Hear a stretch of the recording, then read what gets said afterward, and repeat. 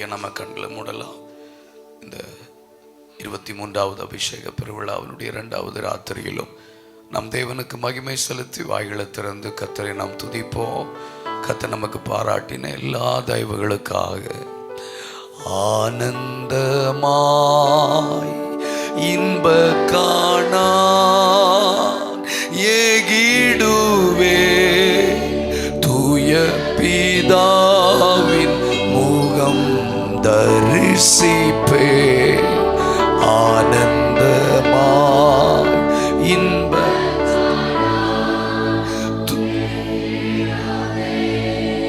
தூய பிதாவின் முகம் தரிசிப்பே. நாளுக்கு நாள் அற்புதமாய் என்னை தாங்கிடும் நாதன் இயேசு என்னோடிருப்பார்.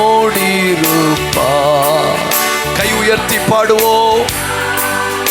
அற்புதமாய் என்னை தாங்கிடும்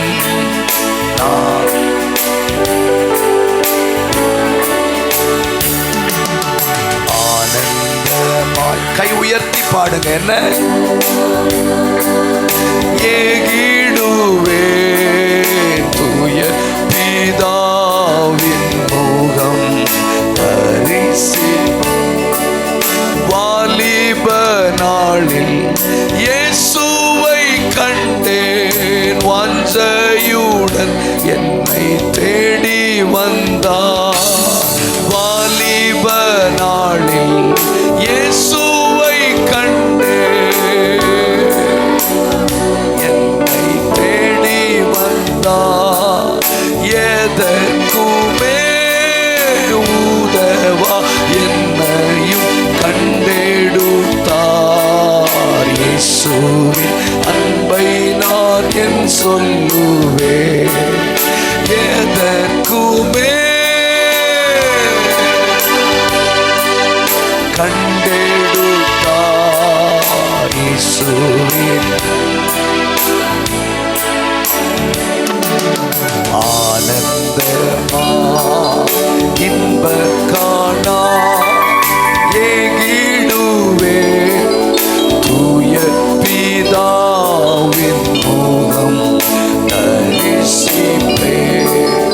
கர்த்தரின் சித்தம் செய்திட நித்தம் தத்தம் செய்தே என்னை அர்ப்பணித்தே. கர்த்தரின் ஆண்கள் சத்தமும் வரட்டும். தத்தம் செய்தே என்னை அர்ப்பணித்தே. இயேசு அல்லால் ஆசை இப்பூவினில் வேறே இல்லை. எனக்கவர் ஆதரவே.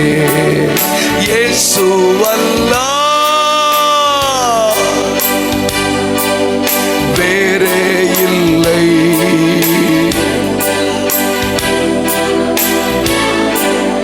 உம்மை பின் சென்று ஊழியம் செய்து உம் பாதம் சேர்ந்திட வாஞ்சிக்கிறேன்.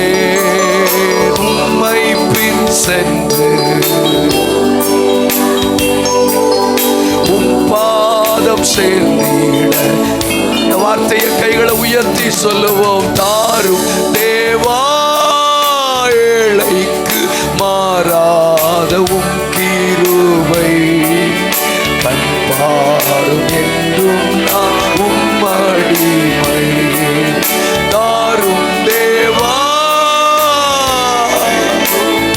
ரபா சதலதீருபை கண்பாரும் என்றும் நான் உம் அடிமை. எதற்குமே உதவாய் என்னையும் கண்டெடுத்தார். இயேசுவின் அன்பை நான் என் சொல்லுவேன். எதற்குமே என்னையும் கண்டெடுத்தார்.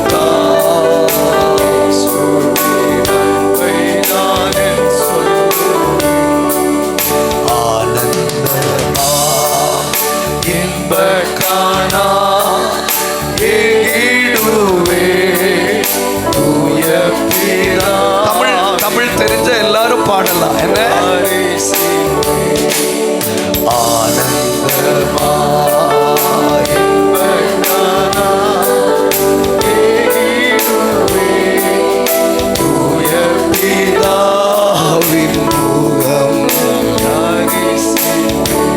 ஒரு நிமிஷம் நாம் ஜெபிக்கலாம். கர்த்தர் நம்மை பிரித்து காண்பிக்க போகிறார். எத்தனை பேரோடு ஆண்டவர் இடைப்பட்டார். அற்பமான நாட்களை முடித்து கர்த்தர் நம்மை பிரித்து காண்பிக்க போகிறார். அர்ப்பணிப்புள்ளவர், ஸ்தேவானை பகுத்து காட்டினவர், பிரதிஷ்டையில் நிலை நின்ற வாலிபர்களை வித்தியாசப்படுத்தி காட்டினவர், தேவனோடு ஐக்கியமாயிருந்தவனை வேறுபடுத்தி காட்டினவர், காத்திருந்தவர்களை தனித்துவப்படுத்தி காட்டுகிறவர். ஆண்டவரே, நீர் எங்களிடத்தில் வரும்போது நீர் எங்களுக்கு முன்பதாக ஊழியர்களும் தாழ்ந்து போகாதபடி தலை நிமிர்ந்து எங்கள் நடுவில் நடக்கணும். பழைய அடையாளங்கள் எதுவும் எங்ககிட்ட இருக்காது. எத்தனை பேர் நம்புறீங்க? ஒரு தடவை எங்களை பார்த்துட்டு அடுத்த தடவை பார்க்கிறவர்கள் எங்களிடத்தில் ஒரு வித்தியாசத்தை பார்க்கணும். அதுதான் மெசேஜ். நல்ல வாய்களை திறங்களே. நான் உங்களிடத்தில் மறுபடியும் வருகிற போது என் தேவன் உங்களிடத்தில் என்னை தாழ்த்தும்படிக்கு முன் பாவம் செய்தவர்களாகிய நீங்கள் உங்கள் பாவங்களையும் அக்கிரமத்தை விட்டு மனம் திரும்பாமல் இருக்கிறதை குறித்து நான் துக்கமடைய வேண்டியதா இருக்குமோ என்று பயந்திருக்கிறேன். உங்ககிட்ட வந்து போன தேவ மனிதர்கள் துக்கமடையக்கூடாது.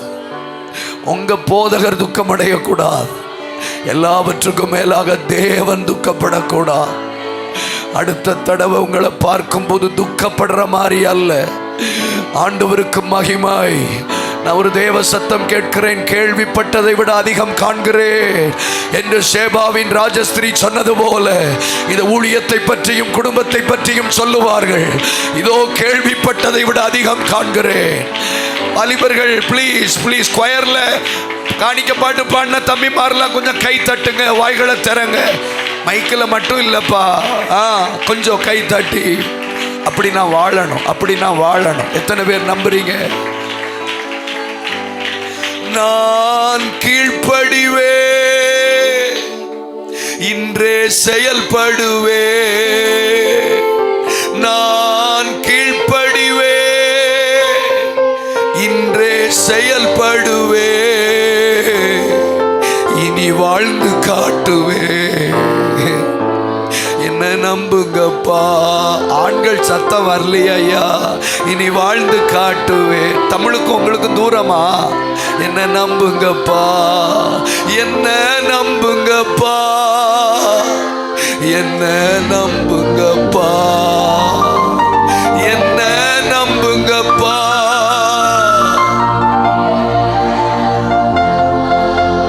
தேவனுடையவர்கள் என்ன பார்த்து பரிதாபப்படக்கூடாது. இவ்வளவு கஷ்டப்படுறாங்களே, வாழ்க்கை மாறலையேன்னு. தேவனற்றவர்கள் என்னை பார்த்து பரியாசம் பண்ணக்கூடாது. தேவன் என்னை பார்த்து துக்கப்படக்கூடாது. நீண்ட காலத்துக்கு பிறகு யோசேப்பை பார்த்தும் கண்டுபிடிக்க முடியல.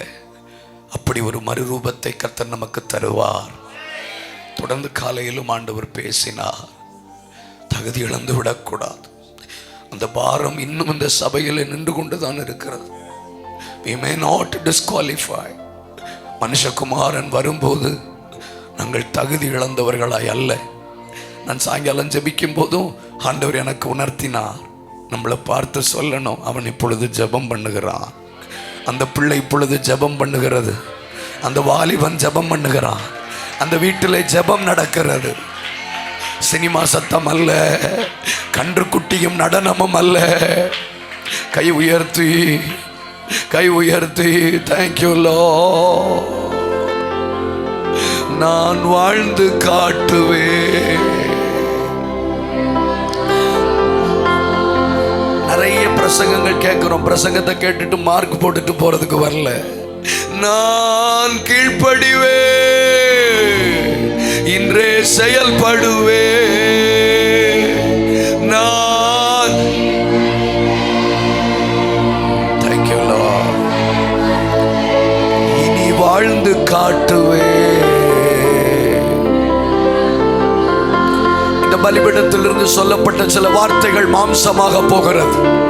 அவைகளுக்கு சதை, நரம்பு, தோல் உண்டாக போகிறது. திரள் சேனையா எழும்பி நிற்க போகிறது. எழுத்தாய் இருந்ததெல்லாம் மாம்சமாய் மாறப்போகிறது. எழுத்து கொல்லும், ஆவி உயிர்ப்பிக்கும்.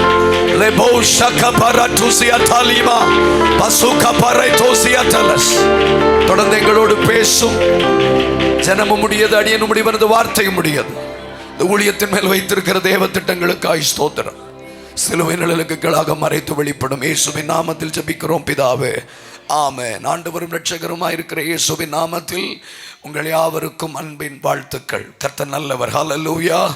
இந்த நாட்களில் ஆண்டவருடைய கிருபையின்படி உங்கள் நடுவிலே வரவும், இந்த கனமான ஊழியத்தை செய்யவும் தேவன் பாராட்டின ஈவுகளுக்காக நான் அவரை மகிமைப்படுத்துகிறேன். எந்த மனுஷனையும் மேன்மைப்படுத்த அவராலே முடியும் என்பதற்கு நான் ஒரு சாட்சி. That's all. அவ்வளவுதான். எந்த மனிதனையும் அடிமட்டத்திலிருந்து தூக்கி கொண்டு வந்து தனக்கு சாட்சியாக நிறுத்த முடியும் என்பதற்கு நான் சாட்சி. ஆமாம், எனக்கு செய்வாரானால் உங்களுக்கு அதை விட அதிகம் செய்வார். எலிசபெத்துக்கே குழந்தை பிறக்குமானா மரியாளுக்கு கண்டிப்பாக பிறக்கும். அதுதான் சாட்சி. நான் என்ன அப்படித்தான் கர்த்தர் அழைச்சிருக்கிறாருன்னு நான் நம்புகிறேன். நான் எந்த கூட்டத்தில் போனாலோ அதை சொல்லுவது வழக்கம். திறமைசாலி என்பதனாலோ, ரொம்ப ஞானம் பெருத்திருக்கிறதுனாலோ கர்த்தர் என்னை அழைக்கவில்லை. இவனை பயன்படுத்தும் போது மற்றவங்களுக்கு ஒரு நம்பிக்கை வரட்டும். இவனே பாஸ் ஆயிட்டானா நம்மளும் பாஸ் ஆயிடலாங்கிற நம்பிக்கைக்காக இன்னும் சில எலிசபெத்துகளை கர்த்தர் வைத்திருப்பதற்கு காரணம் மரியாள்களுக்கு நம்பிக்கை உண்டாக்கும்படி. என்கிட்ட ஒரு தம்பி வந்து சொன்னான், இவ்வளோ குடிகாரனாக இருந்த நீங்களே ரட்சிக்கப்பட்டீங்க, நான் ரட்சிக்கப்பட மாட்டேன். நான் எனக்காகவே அவன் ஆண்டவரை ஏற்றுக்கொண்டான். சிரிப்பு வரல பாருங்க. எனக்காகவே ஏற்றுக்கொண்டார் ரோஹித் பிரதர், எனக்காகவே. எங்களுக்கெல்லாம் தப்பு செய்ய சொல்லி தந்த நீங்களே ரட்சிக்கப்பட்டீங்களா?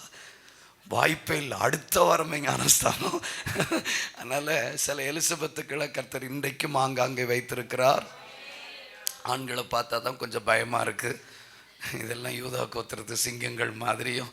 ஆமாம், சரி, நான் காலையில் சொன்ன மாதிரி பெண்கள் இல்லைன்னா நம்மளால் ஊழியம் செய்யவே முடியாது.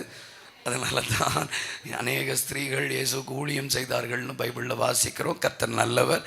நல்ல கைகளை அசைத்து தேவனுக்கு மகிமை செலுத்துவோம். இந்த சபையின் தூதனுக்கு ஆண்டவர் கொடுத்த கிருபைக்காக நான் தேவனை மகிமைப்படுத்துகிறேன். இந்த சபைக்கு கொடுத்திருக்கிற கிருபைக்காக. சூரியனுடைய மகிமை வேறே, சந்திரனுடைய மகிமை வேறே. நட்சத்திரங்களுக்கு நட்சத்திரம் தன் மகிமையில் வித்தியாசப்படுகிறது போல இந்த சபையினுடைய மகிமை கம்ப்ளீட்லி டிஃப்ரெண்ட். கர்த்தர் நல்லவர். ஹல்லேலூயா.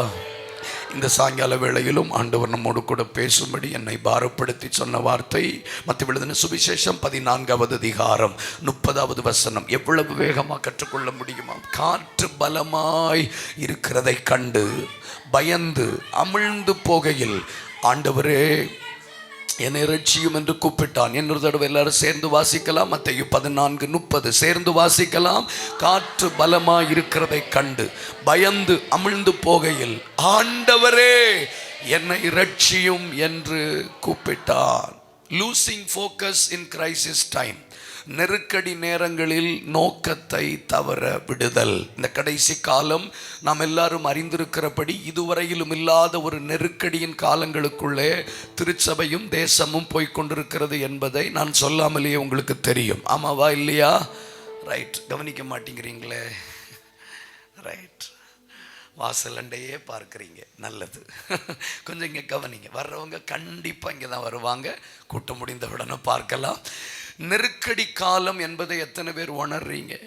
இதுவரையிலும் இல்லாத நெருக்கடி காலங்களுக்குள்ளே சபை போய்கொண்டிருக்கிறது. நீங்கள் வேலைக்கு போயிட்டு ரொம்ப டயர்டாக வந்தாலும் அதற்கு நாம் பொறுப்பாக முடியாது.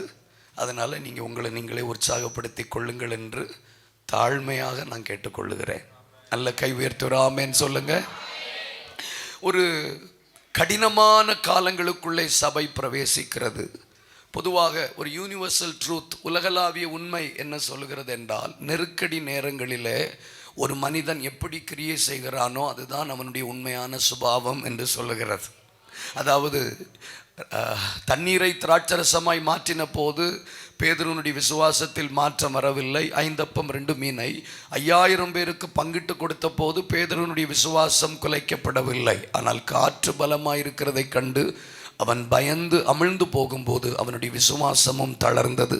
அற்ப விசுவாசியே ஏன் சந்தேகப்பட்டாய் என்று சொல்லக்கூடிய அளவுக்கு பேதுரு தள்ளப்பட்டதாக இந்த வசனம் நமக்கு கற்றுக் கொடுக்கிறது. தட் மீன்ஸ் நெருக்கடி நேரங்களிலே நாம் ஸ்திரமாய் நம்முடைய நோக்கத்தை விடாமல் இருக்க வேண்டும் என்று கர்த்தர் விரும்புகிறார். நெருக்கடி காலங்களிலும் நோக்கத்தை தவற விடாதவர்கள். நம் ஆரம்பத்திலிருந்து நாம் கற்றுக்கொள்ள போகிறோம். நோக்கம் இல்லாத மனிதனால் ஒரு குறிப்பிட்ட காலகட்டத்திற்கு பிறகு தேவனை உண்மையாக பின்பற்ற முடியாது. சபைக்கு அநேகர் வரலாம், but we are coming to a church without no purpose. ஒரு பர்பஸும் இல்லாமல் தேவனை பின்பற்ற ஒரு மனிதனாலும் முடியாது. ஒரு காலகட்டத்திற்கு பிறகு அநேகர் பின்வாங்கி போவதற்கான மிக மிக முக்கியமான காரணம், யூனிஃபார்ம் போட்ட சகோதரர்களே கொஞ்சம் கவனிங்க, ரைட்? இப்போ நிறைய நேரங்களில் நம்முடைய நோக்கம் இல்லாததினால்தான் நம்மால் ஜெபிக்க முடிகிறது இல்லை. We don't have purpose. வேதாகமத்தின் நாட்களில் இருந்த பிதாக்களாக இருக்கட்டும், நமக்கு முன் ஊழியம் செய்த பிதாக்களாக இருக்கட்டும், இவர்களெல்லாம் நன்கு தேவனை பின்பற்றினதற்கும் ஜெபித்ததற்கும் காரணம் இவர்கள் வாழ்க்கையிலே தெளிவான நோக்கங்கள் இருந்தது. அந்த நோக்கம்தான் அவர்களை ஜெபிக்க வைத்தது. இவங்க எந்த கூட்டத்தில் போயும் ஜெப ஆவியை பெற்றுக்கொள்ளவில்லை. எந்த தேவ மனிதனும் இவர்கள் தலையில் கை வைக்கவும் இல்லை. நான் காலையில் சொன்னது போல இவர்கள் எல்லாரும் முந்தின ஆலயம். இவர்களுக்கு பிரமாணம் இல்லை. இவர்களுக்கு பரிசுத்தத்தை பற்றி யாரும் போதிக்கவில்லை. கண்களின் இச்சையை பற்றி யாரும் பேசவில்லை. எவ்வளவு நேரம் ஜெபிக்க வேண்டும், எப்படி உபவாசிக்க வேண்டும், 1 மணி நேரம் ஜெபிப்பது எப்படி என்கிற பாலங்கி சொப்புக்கும் இல்லை. குட் மார்னிங் ஹோலி ஸ்பிரிட் என்று சொல்லப்படுகிற பென்னியின் புஸ்தகமும் இல்லை. பின்ன எப்படி இவங்களுக்குள்ள அது வந்தது என்றால், கர்த்தர் அவருடைய பிரமாணத்தை அவர்கள் இருதயத்தில் வைத்தார். இந்த உற்சாகம் போதாது. நீங்க கை தட்டணுங்கிறதுக்காக நான் சொல்லல, உங்க ஆவியில உற்சாகம் வர வேண்டும். அப்ப இந்த முந்தின ஆலயமா இருக்கிற நம்முடைய பிதாக்கள் தேவனை விடாமல் பற்றி கொண்டதற்கு காரணம், இரவும் பகலும் தங்கள் வாய்களில் ஸ்தோத்திரங்கள் இருந்து கொண்டே இருந்ததற்கு காரணம், படுத்தாலும் எழுந்திருந்தாலும் நடந்தாலும் ஸ்தோத்திரம் ஸ்தோத்திரம் ஸ்தோத்திரம் ஸ்தோத்திரம் அந்நிய பாஷைகளால் அவர்கள் நிறைந்திருந்ததற்கு காரணம், they are filled with purpose. அவர்களுக்கு நோக்கம் இருந்தது. ஃபார் இன்ஸ்டன்ஸ், ஒரு உதாரணத்திற்காக, தானியேலும் சாத்ராக் மேஷாக் ஆபேத்நேகோவும் பாபிலோன் தேசத்தில் வாழ்ந்தாலும் யாரும் அவர்களை ஜெபிப்பதற்கு தூண்ட முடியாத ஒரு இடம், சபை ஆராதனை இல்லாத இடம், தேவனை மகிமைப்படுத்துவதற்கான எந்த சாத்தியதைகள் இல்லாத இடத்திலும் அந்தி சந்தி மதியான வேளையில் ஒருவனை ஜெபிக்க வைத்தது அவனுக்குள் இருந்த தீர்மானம், டிட்டர்மினேஷன், அவனுக்குள் இருந்த நோக்கம். ராஜாவின் போஜனத்தினாலும் ராஜாவின் திராட்சரசத்தினாலும் தன்னை தீட்டுப்படுத்தலாகாது என்று தன் இருதயத்தில் தீர்மானம் பண்ணிக்கொண்டு, ப்ரே, டிட்டர்மைன் பிஃபோர் ப்ரே, முதல்ல ஜெபிப்பதற்கு முன்பதாக தீர்மானம் பண்ணிக்கொண்டான். அந்த தீர்மானத்தின்படி அவன் அந்த காரியத்தில் அந்த மனுஷனிடத்தில் போய் விண்ணப்பம் பண்ணினான் என்று வேதம் சொல்லுகிறது. ஒரு ஏதாவது ஒரு நோக்கம் நம்முடைய வாழ்க்கையில் இருக்க வேண்டும். அட்லீஸ்ட் இந்த வருஷம் என் கடனை எல்லாம் நான் அடைச்சி முடிக்கணும், கொஞ்சம் ஒரு சொத்து மெலியணும், ஏதாவது ஒரு நோக்கம் இருக்கணும். நீங்கள் அதனால தான் மே மாதம் பாருங்கள், யாரும் நேரத்துக்கு எழும்புறதே இல்லை. ஏன்னா ஹாலிடே, பிள்ளைக்கு ஹாலிடேங்கிறதுனால கணவனுக்கும் சோறு இல்லை. அதனால் ஆமாம், ஏன்னா பிள்ளைக்கு பொங்குறதுல தானே அவரும் சாப்பிட்டுக்கிட்டு இருந்தார். சரி, ராங் நம்பர் நினைக்கிறேன், விட்டுரும். இல்லை கரெக்ட் நம்பர் தான், எல்லாம் ஒன்றும் இல்லை. மே மாதம் வந்துச்சுன்னா சரியாக காலையில் தாய்மார்களே எழும்ப மாட்டாங்க. அவனுக்கு லீவ் தானே, அவளுக்கு லீவ் தானே, உள்ள இங்கே வேறு யாரும் இல்லையாம்மா உயிரோட இல்லை. அது ஜூன் மாதம் வந்த பிறகு தான் அந்த புரோட்டோகால் திரும்ப வரும். அப்போ ஒரு நோக்கம்தான் ஒரு மனிதனை காலையில் எழும்ப பண்ணுகிறது. ஒரு நோக்கம்தான் ஒரு மனிதனை உற்சாகப்படுத்துகிறது. அப்படியானால் சபைக்கு நல்ல நோக்கம் வர வேண்டும். இந்த வருஷத்தில் ஒரு 10 குடும்பமாவது சபையில் புதிதாய் சேர்க்கப்பட வேண்டும். ஒரு 3 ப்ரேயர்ஸ் எல்லாம் ஆரம்பிக்கணும். ஒரு 5 இடத்துல சிறுவர் ஊழியம் தொடங்கணும். ஏதாகிலும் ஒரு நோக்கம் உங்களுக்குள் இருக்குமானால் அந்த நோக்கமே உங்களை தேவனை பின்பற்ற தூண்டும். பிரசங்கம் அல்ல, பிரசங்கம் கொஞ்ச நேரம் நிற்க, அதற்கு பிறகு போயிடும். உங்களுடைய நோக்கம் தேவனை விடாது பற்றி கொள்ள வைக்கும். கரங்களை உயர்த்தி தேவனுக்கு ஸ்தோத்திரம் பண்ணுங்க பார்க்கலாம். நோக்கமில்லாத மனிதன் தேவனை பின்பற்ற முடியாது. அதே போல்தான் பேதுரு ஒரு நோக்கத்தோடு இயேசுவினிடத்தில் வந்தான். என்ன நோக்கம்? ஆண்டவரே நீரே ஆனால் நானும் ஜனத்தின் மேல் நடக்க எனக்கு கட்டளை இடும் என்று ஒரு நோக்கத்தோடு இறங்கி வந்தான். வேகமாய் ஜெபிக்க போகிறோம். அந்த நோக்கத்தோடு வந்த தேவ மனிதன் காற்று பலமாய் அடிக்கிறதை கண்டு பயந்து அமிழ்ந்து போகையில் ஆண்டவரே என்னை ரட்சியும் என்று கூப்பிட்டான். நெருக்கடி நேரங்களில் சிலர் சொல்லுவாங்க, நெருக்கடி வந்துட்டு பிரதர், அதனால என்ன செய்யணும்னு தெரியல, அதனால என் நோக்கத்தை மறந்து போனேன். கெத்சமனே தோட்டத்தில் ஈட்டிகளோடும் தடிகளோடும் பட்டயத்தோடும் இயேசுவை கைது செய்ய வந்தார்கள். வேலைக்காரனாகிய மல்குசனுடைய வலது காதரை இயேசுவின் சீஷர்களில் ஒருவன் காதில் வெட்டின போதும் இயேசு அவன் காதை ஒட்ட வைத்து சொன்னார், நெருக்கடி நேரத்திலும் வந்த நோக்கத்தை நான் மறக்கவில்லை. புரியலன்னு நினைக்கிறேன். நெருக்கடி நேரத்திலும் தான் அன்புள்ளவர் என்பதை மறக்கவில்லை. நெருக்கடி நேரங்களிலும் தான் அற்புதம் செய்கிறவர் என்பதை மறக்கவில்லை. சிலுவையில் தொங்கிக் கொண்டிருக்கும் போதும் ஒரு கள்ளன் ஜெபிக்கிறார், என்னையும் நினைத்தருளும், நீ இன்றைக்கு என்னோடு பரதேசியில் இருப்பாய். Jesus was in a crisis. வேடிக்கை பார்க்கிறீங்க சகோதரி, இயேசு நெருக்கடி காலத்திலும் தன் வந்த நோக்கத்தை மறக்கவில்லை. இன்னைக்கு இரண்டாவது ராத்திரி அபிஷேக பெருவிழாவில் கர்த்தர் சொல்லுகிற வார்த்தை அதுதான். எவ்வளவு நெருக்கடி வந்தாலும் நோக்கத்தை விடாத சபை, நோக்கத்தை மறக்காத சபை, நோக்கத்தை மறக்காத விசுவாசிகள், நோக்கத்தை மறக்காத ஊழியன், நோக்கத்தை மறக்காத பலிபீடம். ஒரு மனிதனுடைய நோக்கம் மிக மிக முக்கியம். இயேசு கடல் மேல நடக்கிறத பார்த்த உடனே பேதுருவும் கடல் மேல நடக்க வேண்டும் என்று செயல்பட்டான். 3 வார்த்தைகளை ஆங்கிலத்தில் சொல்லுகிறேன். he was under activity. செயல்பட வேண்டும் என்று அவனுக்கு தோன்றிற்று. இயேசு கடல் மேல நடக்கிறத பார்த்த உடனே அவனுக்கும் நடக்க வேண்டும் என்கிற தோன்றுதல் வந்தது. ஆக்டிவிட்டி, செயல்பட வேண்டும் என்கிற எண்ணம் வந்தது. 2 அட்ராக்ஷன். இயேசு கடல் மேல் நடக்கிறதை பார்த்தவுடன் அவனும் ஈர்க்கப்பட்டு கடல் மேல் நடக்க வேண்டும் என்று ஈர்க்கப்பட்டான். 3வது அட்டென்ஷன். கடல் மேல நடக்கிறதா இருந்தா கடல் மேல நடக்கலாம், அல்லது தரையில் நடக்கிறதா இருந்தா என்று அல்ல, ஒரே தீர்மானமாக இருந்தான். வித்தவுட் எனி டிஸ்ட்ராக்ஷன், குழப்பமே இல்லாமல் கடல் மேல் நடப்பதற்காகவே வந்தான். ஆனால் ஆண்டவர் இன்றைக்கு சொல்லி அனுப்பின வார்த்தை, யாரும் செய்யாததை செய்ய வந்தவன் இப்பொழுது சொந்த வாழ்க்கைக்காக போராடுகிறான். நான் மறுபடியும் சொல்லுகிறேன், யாரும் செய்யாததை செய்ய வந்தவன் இப்பொழுது தன் சொந்த வாழ்க்கைக்காக போராடுகிறான். திருதிருன்ல முழிக்கிறீங்க, கண்ணை மூடுங்க பார்க்கலாம். கண்ணை மூடுங்க, ஒரு நிமிஷம் கண்ணை மூடுங்க. அந்த வார்த்தையை சொல்லும் போது என் கூட கொஞ்சம் சொல்லி வாங்க. சகோதரர்கள் ரொம்ப slow, sorry to say this. கொஞ்சம் வாயை திறந்து சொல்லுங்க. யாரும் செய்யாததை செய்ய வந்தவன் இப்பொழுது தன்னுடைய சொந்த வாழ்க்கைக்காக போராடுகிறான். யாரும் செய்யாததை செய்ய வந்தவன், யாரும் செய்யாததை செய்ய வந்தவன், சாதிக்க வந்தவன் இப்பொழுது என்னை இரட்சியும் என்று போராடுகிறான். என்னை இரட்சியும் என்று போராடுகிறான். இந்த வார்த்தை தேவனுக்கு மிக சங்கடமான வார்த்தையா இருக்கிறது. இந்த கடைசி கால சபைகளுக்கு ஆண்டவர் சொல்லுகிற ஒரு வார்த்தை, உன் வாயிலிருந்து இந்த வார்த்தை வரவே கூடாது. என்னை இரட்சியும் என்று சொல்லுகிற வார்த்தை வரவே கூடாது. பேச மாட்டேங்கிறீங்களே சகோதரர்களே.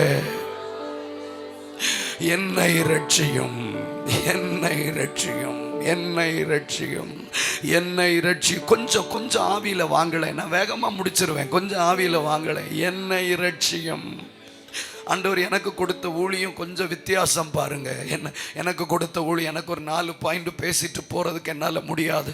ஐ am here to share the burden of God. தேவனுடைய பாரத்தை உங்க மத்தியில் பங்கு வைப்பதற்குத்தான் நான் வந்திருக்கிறேன். எனக்கு கொஞ்சம் ஒத்துழைப்பு கொடுப்பீங்களா? கை உயர்த்தி காட்டுங்களேன். நான் கீழ்ப்படிவே, இன்றே செயல்படுவே. நான்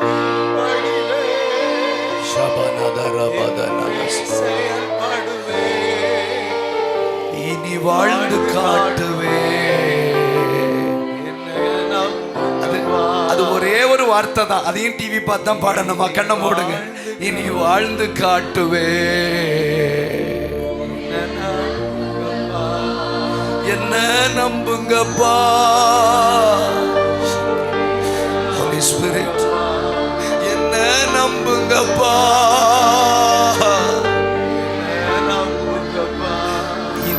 வாழ்ந்து காட்டுவே.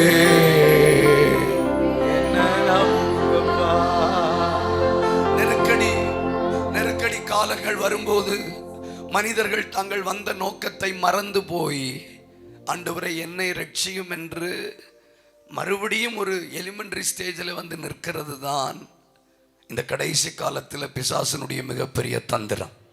தேங்க்யூ. 2 ராஜாக்கள் 2வது அதிகாரம் 9-10 வசனங்களை நாம் வாசிக்கும் போது, அவர்கள் இருவரும் அக்கறைப்பட்ட பின்பு, நீங்க கொஞ்சம் வேகமா வந்தீங்கன்னா பேச வேண்டியது எல்லாத்தையும் நான் ஒப்புவிச்சு முடிப்பேன். ஆனால் உங்களை தள்ளி தள்ளி கொண்டு வர வேண்டியதா இருக்கு. நீங்க சரியில்லையா, நான் தான் சரியில்லை, ஒத்துக்கொள்ளுகிறேன். அவர்கள் அக்கறைப்பட்ட பின்பு எலியா எலிசாவை நோக்கி, நான் உன்னை விட்டு எடுத்துக்கொள்ளப்படும் முன்னே நான் உனக்கு செய்ய வேண்டியது என்ன கேள் என்றான். அதற்கு எலிசா, உம்மிடத்தில் உள்ள ஆவியின் வரம் எனக்கு இரட்டிப்பாய். அப்ப நான் ஏற்கனவே சொன்னேன், நோக்கமில்லாத மனிதனால் தேவனை பின்பற்ற முடியாது. நோக்கமில்லாத மனிதர்கள் தடையை கடக்க விரும்ப மாட்டார்கள். நோக்கமில்லாத மனிதர்களால் எந்த சவால்களையும் சந்திக்க மனம் இருக்காது. If you don't have a purpose, யாராக இருந்தாலும் சரி, உங்களுக்கு நோக்கம் இல்லாவிட்டால் விமர்சனங்களை கண்டு சோர்ந்து போவீர்கள். உங்களுக்கு நோக்கம் இல்லாவிட்டால் யாராயிலும் முறுமுறுத்தால் கூட நின்று விடுவீர்கள். ஆனால் பெத்தேல், யோர்தான், எரிகோ, இந்த 3 இடங்களிலும் தீர்க்கதரிசிகளின் புத்திரர்கள் நின்று கொண்டு எலிசாவை பரியாசம் செய்த பிறகும், எல்லாம் எனக்கு தெரியும், சும்மா இருங்கள் என்று சொல்லி அவன் எலியாவோடு சேர்ந்து அக்கறை போனதற்கு காரணம், அவனுக்குள் தெளிவான நோக்கம் இருந்தது. எப்படியாகிலும் பெற்றுக் கொள்ள வேண்டும் என்கிற நோக்கம் இருந்தது. இந்த சந்ததிக்கு தேவனுடைய வல்லமையை காண்பிக்க வேண்டும் என்கிற வைராக்கியம் அவனுக்குள்ள இருந்ததினால் எந்த ஒரு வார்த்தைகளும் அவனை பாதிக்கவில்லை. ஒரு வார்த்தை நான் ஆரம்பத்திலேயே சொல்லுகிறேன், கவனிங்க. இரட்டிப்பான சால்வையை பெற்றுக் கொள்வதற்கும் அவன் யோர்தானை கடக்க வேண்டியது இருந்தது. பெற்றுக்கொண்டதை திரும்ப பத்திரமாய் கொண்டு வருவதற்கும் அவன் யோர்தானை கடக்க வேண்டியதா இருந்ததை ப்ராஃபஸாய், நீ நன்மை பெற்றுக் கொள்வதற்கு மட்டுமல்ல, பெற்றுக்கொண்ட நன்மையை இந்த சந்ததிக்கு சரியான விதத்தில் கொடுப்பதற்கும் நீ யோர்தானை கடக்க வேண்டியதா இருக்கிறது. ஆனா but there is a beautiful statement. பெறுவதற்கு எலியாவினுடைய உதவி தேவைப்பட்டது.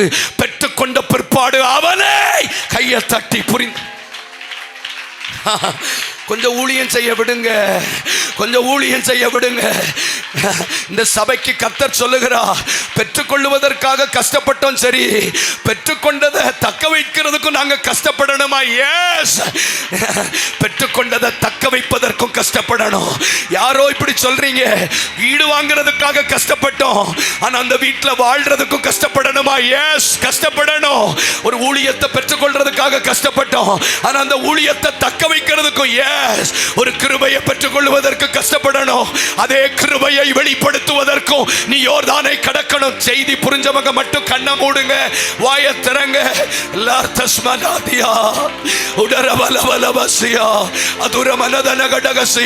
ஆனா ஒண்ணு, பெற்றுக்கொள்வதற்கு யாரோ அவருடைய உதவி தேவையோடு நீ யோர்தானை கடக்கணும். பெற்றுக்கொண்ட பிற்பாடு அதே சால்வையை முறுக்கி நீ யோர்தானை அடிப்பாய். அக்கறைப்பட்டான், இக்கரைப்பட்டான், அக்கறைப்பட்டான், இக்கரைப்பட்டான். செய்தி புரிஞ்சவங்க கை தட்டுங்க பார்க்கலாம். Life is full of battles. வாழ்க்கை முழுவதும் யுத்தம் தான். உனக்கு வாழ்க்கையில எந்த கட்டத்திலும் இளைப்பாறுதல் கிடையாது. கிறிஸ்துவின் பாதப்படியிலே போய் சேருகிற வரையிலும் சபைக்கு யுத்தம் உண்டு, உலகத்திலே உபத்திரவம் உண்டு. சும்மா சும்மா எழும்பி போகாதீங்க. ஒரு 1.5 மணி நேரம் உட்கார முடியலையா உங்களுக்கு? கொஞ்சம் வாய்களை திறங்க. எவ்வளவு தொந்தரவா இருக்கு. கொஞ்சம் வாய்களை திறந்து அப்பாடு சொல்லுங்க. நீங்க நோ ரெஸ்ட். சில குடும்பங்களுக்கு முகமுகமாய் பேசுகிறா, நீ ஏதோ ஒரு காலகட்டத்தில் இளைப்பாறலாம் என்று நினைக்காதே. பெற்றுக்கொள்வதற்கும் போராட வேண்டும், பெற்றுக்கொண்டதை தக்க வைப்பதற்கும் போராட வேண்டும். ஓ, பெற்றுக்கொள்வதற்கும் யோர்தானை கடந்தார், பெற்றுக்கொண்டதை திரும்ப கொண்டு வந்து இந்த சந்ததிக்கு தன்னுடைய வல்லமையை காண்பிக்கவும். ஆனா ஒண்ணு புரிஞ்சுக்கோங்க, கடினமான நோக்கங்களை தெரிந்து கொள்ளுகிறவர்கள் இக்காலகட்டத்தில் பரியாசம் பண்ணப்படுவார்கள். ஆனால் ஒரு காலகட்டத்தில் அவர்கள் சரித்திர புருஷர்களாய் மாறுவார்கள். ஐ ப்ராஃபஸை, ஜெபா பாஸ்டர், சாதாரணமான திட்டங்கள் போடவே கூடாது. அரிதான காரியத்தை கேட்கணும், ஆனா கிடைக்கிறது கஷ்டம். ஒருவேளை கூட இருக்கிறவர்கள் இது முட்டாள்தனம் என்று சொல்லலாம், ஆனால் வரும் காலத்திற்கு நீங்கள் ஒரு சரித்திரம். எல்லாருக்கும் எல்லாம் புரியாது. கேயாசிய போல கிடைச்சதை வாங்கிட்டு பாளையத்துக்கு வெளியில போகிறவர்கள் நடுவில் அரிதான காரியத்தை கேட்டாய். சத்தியமங்கலம் ஜேஎஸ்சி போட்டிருக்கிற திட்டம் ரொம்ப டிஃபிகல்ட், சின்ன ப்ராஜெக்ட் இல்ல. இது நடக்குமான்னு கேட்கலாம். நடந்துச்சுன்னா ஓ எலும்பு பட்டாலும் கையை தட்டி ரபாதி அந்த லபாயா சட்டா planet.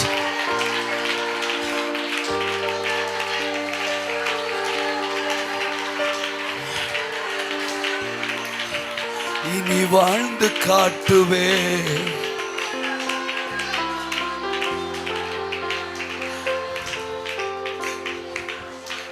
வாழ்க்கைய. அண்ணே சகோதரா, நான் உங்களை கஷ்டப்படுத்துறேன்னு நினைக்காதீங்க. வாழ்க்கையை லெகுவாக்காதீங்க. வாழ்க்கை இப்ப லெகுவாக்குனீங்கன்னா பின்னாடி கஷ்டப்படுவீங்க.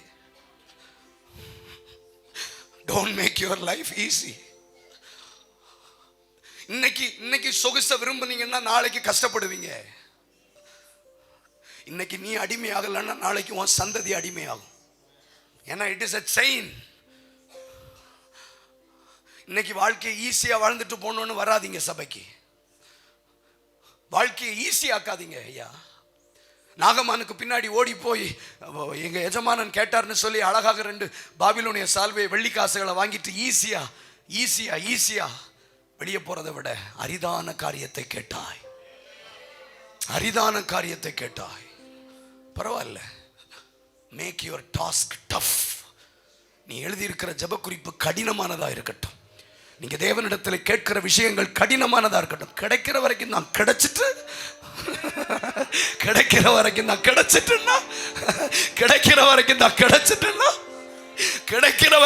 கிடைச்சிட்டேன்னா எல்லாருடைய முழங்கால்களும் முடங்கும். கர்த்தருடைய ஆவி எலிசாவின் மேல் இரட்டிப்பா இறங்கி இருக்கிறதை கண்டு people shall see that anointing of God. அபிஷேகம் பெற்றவர்கள் மேலே la friba mama setele rebosias. நோக்கம் ரொம்ப முக்கியம். அடுத்தவங்களை பார்க்காதீங்க. ஹலோ சிஸ்டர், அடுத்தவங்களை பார்க்காதீங்க. உங்க நோக்கம் இருக்கு பாருங்க. நான் கீழ்ப்படிவே. அதே ஸ்கேல்ல கண்டினியூ பண்ணுங்க. இன்றே செயல்படுவே, இனி வாழ்ந்து காட்டுவே.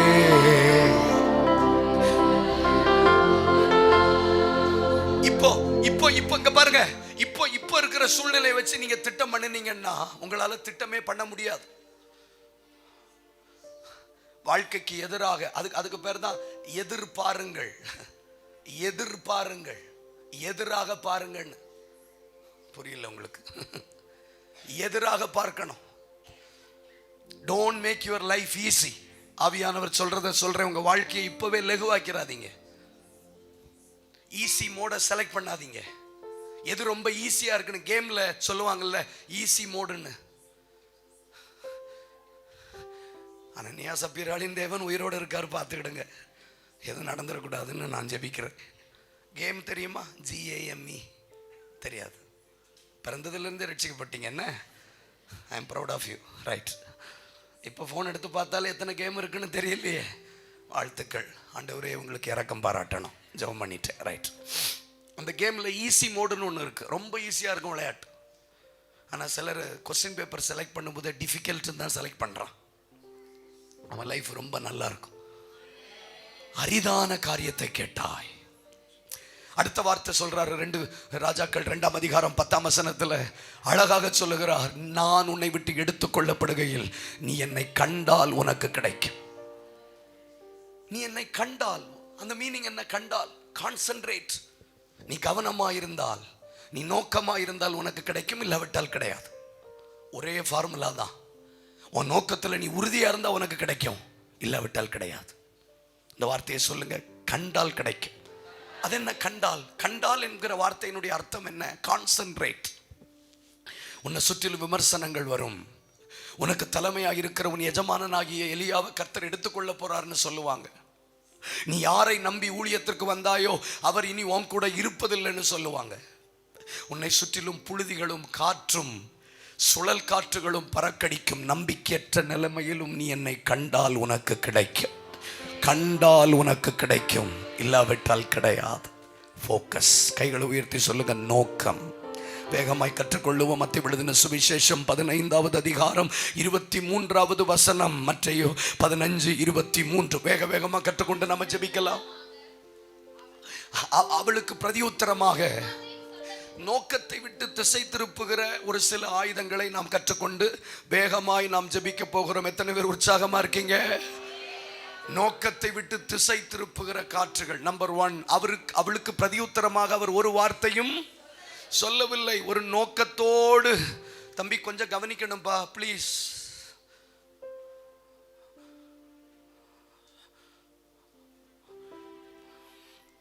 அவளுக்கு பிரதியுத்தரமாக அவர் ஒரு வார்த்தையும் சொல்லவில்லை. எனக்கு இதெல்லாம் பிடிக்காது, விளையாடுறதெல்லாம் பிடிக்காது. Please be serious.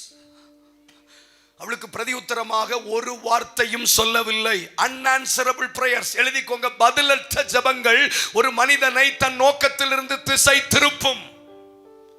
கானானிய ஸ்திரீ எதற்காக இயேசுவினிடத்தில் வந்தால் ஒரு நோக்கம் இருந்தது. என் மகள் பிசாசு பிடித்தவளாய் கொடிய வேதனைப்படுகிறாள். நோக்கம்.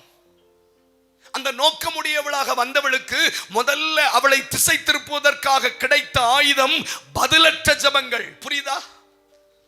பதிலற்ற unanswerable prayers. ஒரு விஷயத்துக்காக ஒரு தடவை ஜெபிக்கிறோம், 2 தடவை ஜெபிக்கிறோம், பதில் கிடைக்கவில்லை என்று சொன்னவுடன் அந்த நோக்கத்தை விட்டு நம்மை திசை திருப்பி விடுகிறோம். ஜெபத்திற்கு பதில் மட்டுமல்ல, சில நேரங்களில் ஜெபத்திற்கு தேவன் பல விஷயங்கள் மூலமாய் நம்மை தடைப்படுத்துவார். அதை சபை கண்டுபிடிக்க பழக வேண்டும். ஃபார் இன்ஸ்டன்ஸ் 2-3 விஷயங்களை நான் வேகமா சொல்றேன். கெத்செமனே தோட்டத்தில் இயேசு ஜெபம் பண்ணினார். பிதாவே, உமக்கு சித்தமானால் இந்த பாத்திரம் என்னை விட்டு நீங்கும்படி செய்யும், ஆகிலும் என் சித்தத்தின்படி அல்ல, உம்முடைய சித்தம் ஆக கடவுதுன்னு ஜெபம் பண்ணினார். லூக்கா 22:42. ஆனால் அப்படி அவர் ஜெபம் பண்ணின போது நீங்க ஒரு இடத்திலும் கர்த்தர் அவருக்கு பதில் கொடுத்ததாக நீங்கள் பார்க்க முடியாது. He never received a word of the Lord from his father. பிதாவினிடத்திலிருந்து ஒரு சத்தத்தை பதிலாக அவர் பெற்றுக்கொள்ளவில்லை. ஒரு ஆன்சர் அல்லது ஒரு பதிலாக அவருக்கு கிடைக்கவில்லை. ஒரு சில இடங்களில் பிதாவே உமது நாமத்தை மகிமைப்படுத்தும் என்று சொன்னபோது வானத்திலிருந்து ஒரு சத்தம் உண்டாகி மகிமைப்படுத்தினேன், இன்னமும் மகிமைப்படுத்துவேன் என்கிற சத்தத்தை பதிலாக கொடுத்தார். சில ஜெபத்திற்கு பதில் கிடைக்கும், ஆனால் இந்த ஜெபத்திற்கு பிதாவாகிய தேவன் பதில் கொடுக்கவில்லை. 43வது வசனத்தை சபை சேர்ந்து வாசிக்கலாம். அப்பொழுது வானத்திலிருந்து ஒரு தூதன் தோன்றி அவரை பலப்படுத்தினார். சில ஜெபத்திற்கு பதில் கிடைக்காது, மாறாக பலன் கிடைக்கும். தேங்க்யூ. அப்போ நீங்க பல நேரம் கன்ஃபியூஸ் ஆகக்கூடாது. என் ஜெபத்துக்கு பதில் இல்லை என்று நினைத்து விடக்கூடாது. ஆண்டவர் சில நேரங்களிலே ஜெபத்திற்கு பதில் மாத்திரமல்ல, பலன் தருவார். பலன் தருவார், ஸ்ட்ரெங்த். நேரடியாக கெத்செமனே தோட்டத்தில் பிதாவினுடைய ஒரு பதிலை சத்தமாக இயேசு பெறவில்லை, மாறாக an angel came and strengthened him. அவரை அந்த சிலுவை சுமப்பதற்காக பலப்படுத்தினார். பிலிப்பியர் 4ஆம் அதிகாரம் 6-7 வசனம் சொல்லுகிறது, நீங்கள் ஒன்றுக்கும் கவலைப்படாமல் அதெல்லாம் நம்ம எல்லாவற்றையும் ஸ்தோத்திரங்களோடு கூடிய விண்ணப்பங்களினாலும் ஜெபத்தினாலும் தேவனுக்கு தெரியப்படுத்துங்கள், அப்பொழுது உங்களுக்கு பதில் கொடுப்பார்னு போடல. எல்லா புத்திக்கு மேலான தேவ சமாதானம். அப்படின்னு என்ன தெரியுமா? சில நேரம் ஜெபம் பண்ணிட்டு நீங்க எழும்பும் போது பதில் இருக்காது, ஆனா உங்க உள்ளத்துல ஒரு சமாதானம் இருக்கும், உங்க உள்ளத்துல ஒரு ஆறுதல் இருக்கும். இன்றைக்கு ராத்திரி சிலருடைய கண்களை கர்த்தர் திறக்க விரும்பினால் திறக்கட்டும். ஓரபா சந்தலபா. நீ இந்த காலமா என் ஜெபத்துக்கு பதில் கிடைக்கலன்னு சொல்றீங்களா? 14 வருஷமா உன்னை பலப்படுத்தி வருகிறேனே, உனக்கு சமாதானம் தருகிறேனே, உனக்கு ஆறுதல் தருகிறேனே. புரிந்தவங்க மட்டும் ஆராதிங்க. ஜெபத்திற்கு பதில் மட்டுமல்ல, ஜெபத்திற்கு பலன் கிடைக்கும். சில நேரம் ஜெபத்திற்கு எல்லா புத்திக்கு மேலான தேவ சமாதானம் கிடைக்கும். சில நேரம் ஜெபம் பண்ணிட்டு நீங்க போகும்போது you can send with an empty hand. பதில் இல்லாமல் திரும்பி போகலாம், ஆனா ராத்திரி படுத்தா நல்ல தூக்கம் வரும். அது ஜெபத்திற்கான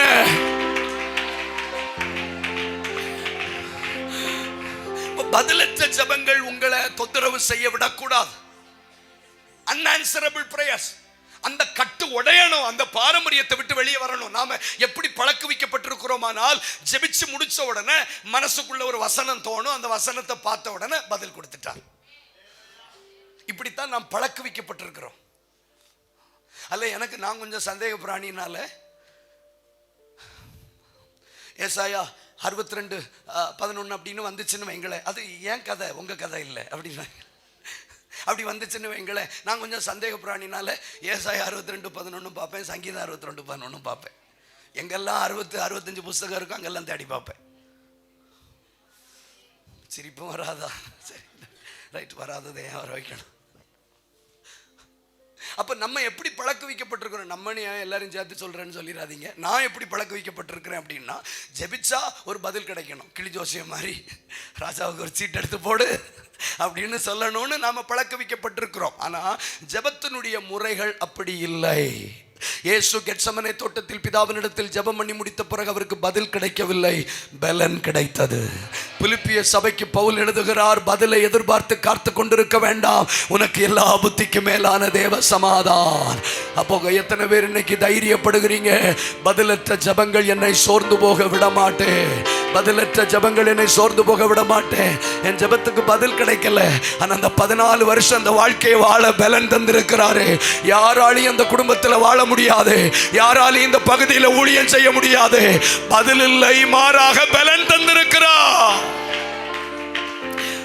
டைம் வேஸ்ட் பண்ண வேண்டாம். அதே மத்தேயு 15:24 அவர்களை நோக்கத்திலிருந்து திசை திருப்பின 2வது காற்று. வேகமா ப்ளீஸ்.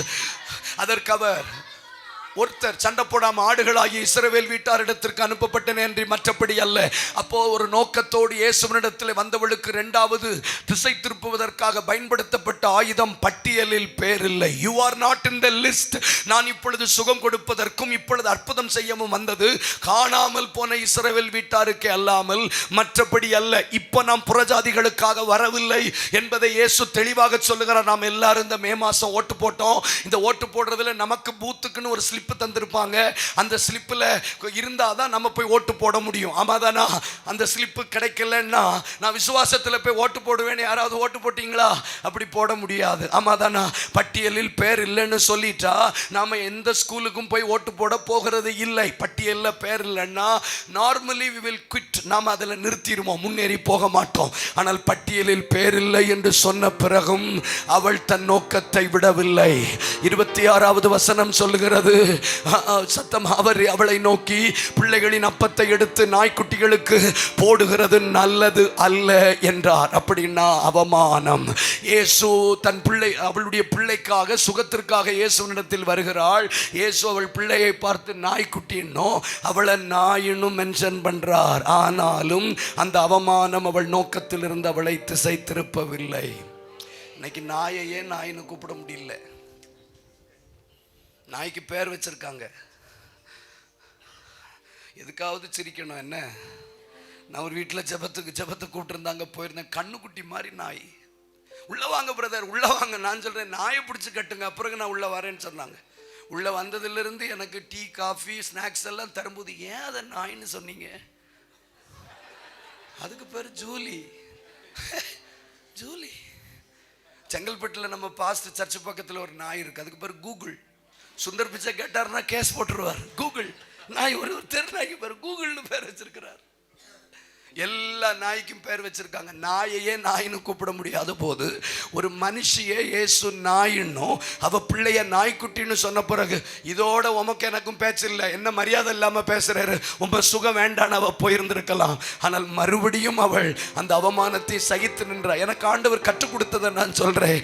உலகத்தில் அவள் எவ்வளவு அவமானப்படுத்தப்பட்டிருந்தால் இந்த அவமானத்தை அவளால் சகிக்க முடிந்திருக்கும். இன்னும் புரியல உங்களுக்கு?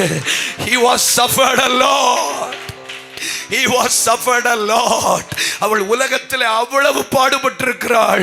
இயேசு அவளை பார்த்து நாய்க்குட்டிகளுக்கு கொடுப்பது நல்லதல்லன்னு சொன்னது அவளை பாதிக்கவே இல்லை. ஏன்னா அந்த உலகம் என்னை எவ்வளவோ தரைக்குறைவாய் நடத்தி இருக்கிறது. என்னை சிருஷ்டித்தவருக்கு என்னை கடிந்து கொள்ள உரிமை உண்டு. நான் ஒரு சத்தத்தை சொல்றேன், சத்துரு இடுகிற முத்தத்தை பார்க்கிலும் சிநேகிதன் அடிக்கிற அடிகள் இன்பமானவைகள். ஆனா அவர் அடிக்கிற அடி சுகத்துல தான் முடியும். அவர் உன்னை கொட்டினாலும் அது உன் தலைக்கு எண்ணெயை போல் இருக்கும். உலகத்துல யார் யாரெல்லாமோ என்ன கேவலமா பேசிட்டாங்க, என்ன கேவலமா நடத்திட்டாங்க. இப்போ இயேசு என்னை கேவலமா பேசுறாருன்னு அவளால போக முடியல. ஏன்னா அவள் உலகத்திலே பட்ட பாடுகளை விட இயேசுனுடைய அடி, அததான் நான் மறைமுகமாய் சொல்லுகிறேன், அவருடைய நுகம் லெகுவாயிருக்கும். இந்த உலகத்துல படுகிற பாடுகளை விட நான் சொல்றேன் ஒரு வார்த்தை கவனிங்க பாருங்களேன். இயேசுவே போன்னு சொன்னாலும் நீ போக கூடாது. இந்த 3 சத்தியத்துல நம்ம கற்றுக்கொள்ளுகிற பாடம் என்ன தெரியுமா? இயேசுதான் அவளை போன்னு சொல்றார். சபைக்கு ஆண்டவர் சொல்லுகிறார், இயேசுவே சொன்னாலும் நீ போக கூடாது. ஒருவேளை இது உனக்கான பரீட்சையா இருக்கலாம். This could be your test. புரியலையா? இன்னும் புரியலையா? இன்னும் புரியலையா? பட்டியல்ல பேர் இல்லைன்னு சொன்ன பிறகும் அவள் நிலை நின்றாள். இயேசு அவளை சோதித்திருக்கிறார். அவமானப்படுத்தின பிறகும் அவள் சொல்லுகிறாள், பிள்ளைகளின் அப்பத்தை மேஜையிலிருந்து விழுகிறதை நாய்க்குட்டி தின்னுமேன்னு சொன்ன உடனே இயேசு அடுத்த வார்த்தை சொல்லுகிறார், உன் விசுவாசம் பெரியது, நீ விசுவாசித்தபடியே ஆக கடவது. 2 செகண்ட் கை தட்டியோ வாய்களை திறந்தோ ஆண்டவருக்கு ஸ்தோத்திரம் பண்ணுங்க, ஸ்தோத்திரம் பண்ணுங்க. நோக்கம் சரியா இருந்தால் பதிலற்ற ஜபங்கள் உன்னை திசை திருப்ப முடியாது. நோக்கம் சரியா இருந்தால் பட்டியலில் பேரில்லை என்கிற விஷயம் உன்னை திசை திருப்ப முடியாது. நோக்கம் சரியா இருந்தால் அவமானத்தை தாண்டியும் நீ நிலை நிற்பாய். சின்ன கடிந்து கொள்ளுதலோ பெரிய கடிந்து கொள்ளுதலோ இந்த உலகத்தை விட என் ஆண்டவர் அடிக்கிற அடி இன்பமானவைகள். எத்தனை பேர் ஏற்றுக்கொள்ளுவீங்க? இந்த உலகத்துல 100 ரூபாய் சம்பளத்துக்காக எவ்வளவு கேவலமா இந்த உலகம் நடத்துது. ஒரு வேலை சரியா செய்யலன்னா ஒரு முதலாளி எவ்வளவு கேவலமா திட்டுகிறான். நான் பேசுறதெல்லாம் உங்களுக்கு புரியும். சத்துரு இடுகிற முத்தத்தை விட சிநேகிதன் அடிக்கிற அடிகள். ஆண்கள் கவனிக்கிறீங்கன்னு நம்புறேன், கவனிக்கிறீங்கன்னு நம்புறேன். அவளுடைய வேதனை என்னன்னா, இது எதுவுமே அவளை ஹர்ட் பண்ணல. ஏன் ஹர்ட் பண்ணலன்னா, என் பிள்ளைக்கு பிசாசு பிடிச்சிருக்கு. எப்போ எங்க மயங்கி விடுவான்னு எனக்கு தெரியாது. அந்த வலியை விட அந்த வலி பரவாயில்ல.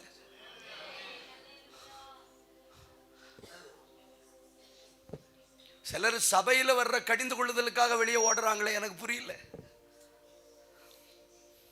சபையில கொஞ்சம் கடினமா நடத்தணும்னு வெளியில ஓடி போறாங்களே, இந்த உலகத்தை விடவா? காரணம் இல்லாமல் இந்த உலகம் கடிந்து கொள்ளுகிறது, பரியாசம் பண்ணுகிறது, அசுத்தமாய் நம்மை நடத்துகிறது. தேங்க்யூ. உங்க நோக்கம் சரியா இருந்தா பதிலற்ற ஜபங்களானாலும் உங்களை திசை திருப்ப முடியாது. உங்க நோக்கம் சரியா இருந்தா பட்டியல்ல பேர் இல்லைன்னு சொன்னாலும், எத்தனை பேர் என்கிட்ட சொன்னாங்க, உனக்கு ஊழிய அழைப்பு இருக்கான்னு 8-10 வருஷத்துக்கு முன்னாடி. நான் திரும்பி போகலையே. நான் சிம்பிளா ஒரு வார்த்தை சொன்னேன், சுவிசேஷம் அறிவிப்பது என் மேல விழுந்த கடமை, சுவிசேஷத்தை பிரசங்கியாததுனால எனக்கு ஐயோ அப்படின்னு என்ன நானே மேக் ஓவர் பண்ணிட்டு தான் ஊழியத்துக்கு வந்தேன். எதுவும் என் நோக்கத்தை விட்டு என்னை திசை திருப்பவில்லை. If you carry a true burden, உங்களுக்குள்ள உண்மையான நோக்கம் இருந்தால் எதுவும் உங்களை திசை திருப்ப முடியாது. இந்த சப்பக்கட்டு கட்டுறவங்க, வேண்டாத கதை விடுகிறவர்கள் அத்தனை பேரும் நோக்கமற்றவர்கள், சரியான நோக்கம் இல்லாதவர்கள்.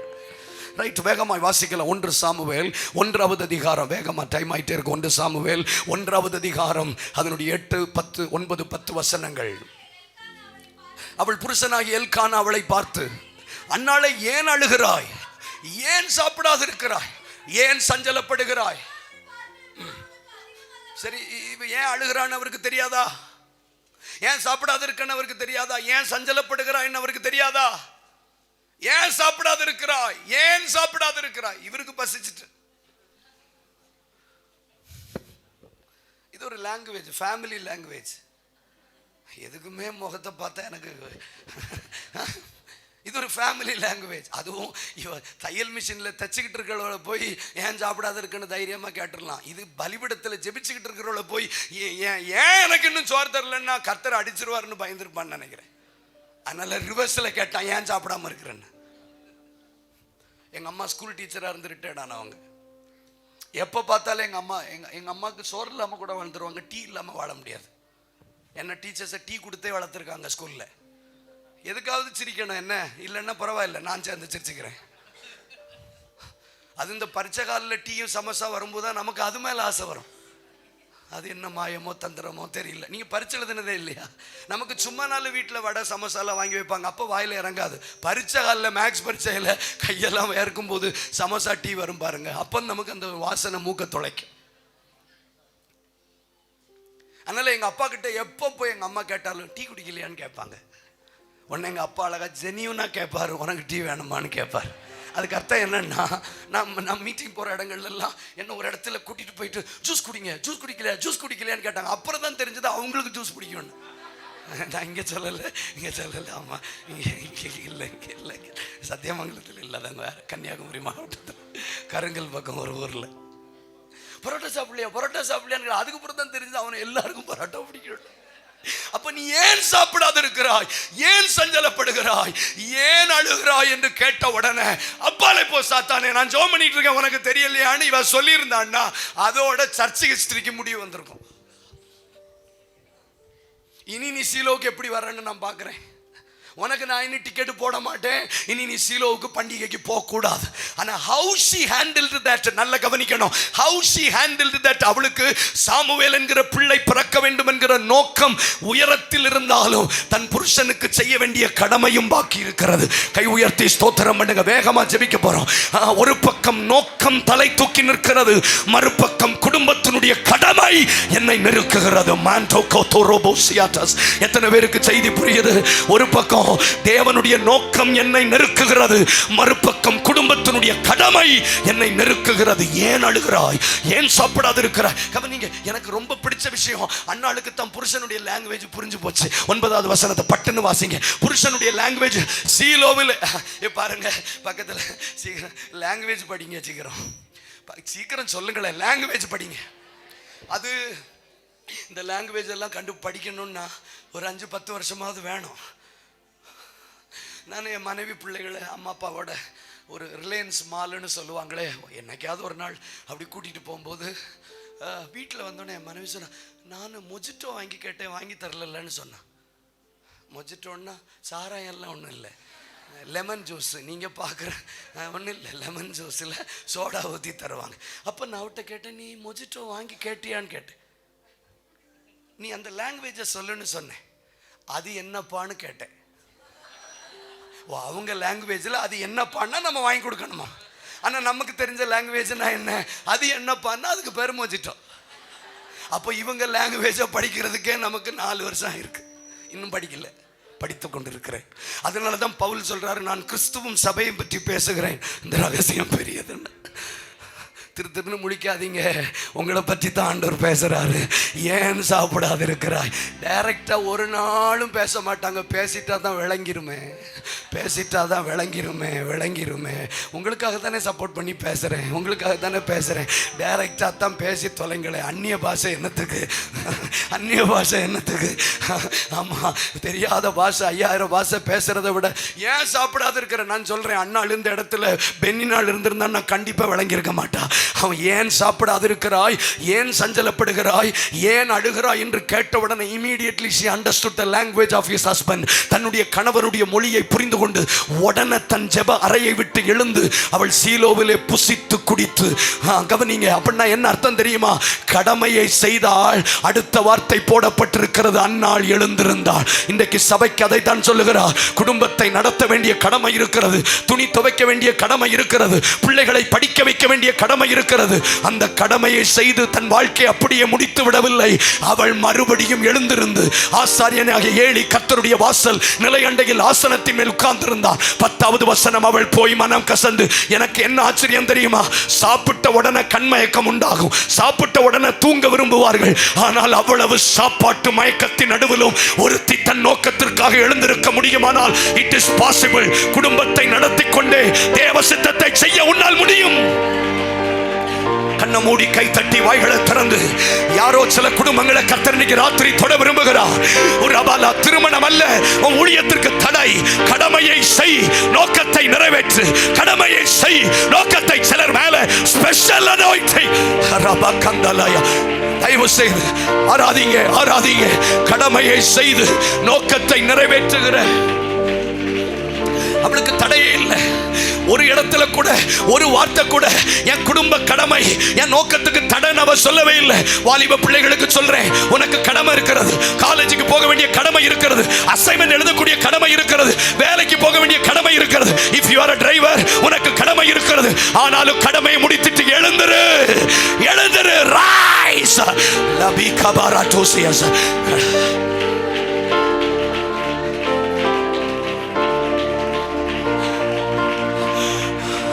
வேகமா ஜெபிங்க, வேகமா ஜெபிங்க, வேகமா ஜெபிங்க. சகோதரி, கூட்டத்துக்கு தான் வந்திருக்கீங்களா? கூட்டத்துக்கு தான் வந்திருக்கிறீங்களா? ஜெபிங்க. யாரோ சொல்றீங்க கல்யாணம் ஆன பிறகு நான் இப்படி ஆயிட்டேன், யாரோ சொல்றீங்க பெண் பிள்ளை பிறந்த பிறகு இப்படி ஆயிட்டேன். No, you can't ask an excuse. உனக்குள்ள நோக்கம் சரியா இருந்தால் எந்த போஜனமும் உன்னை மயக்க முடியாது, எந்த படுக்கை அறையும் உன்னை மயக்க முடியாது, எந்த வேலையும் உன்னை மயக்க முடியாது. கடமையை செய், ஆனா நோக்கத்திற்காக எழுந்திரு.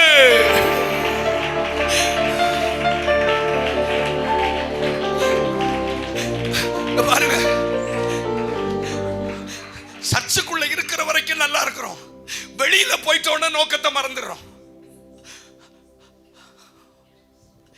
ஜெபிக்கிற வரைக்கும் நல்லா ஜெபிக்கிறா. யாராவது உனக்கு 10 பிள்ளைகளுக்கு நான் அதிகம் அல்லவான்னு சொன்ன உடனே நோக்கத்தை மறந்துடுறோம். என்ன கொல்றதுக்கா இப்படி உட்கார்ந்துருக்கேன்னு எனக்கு தெரியல.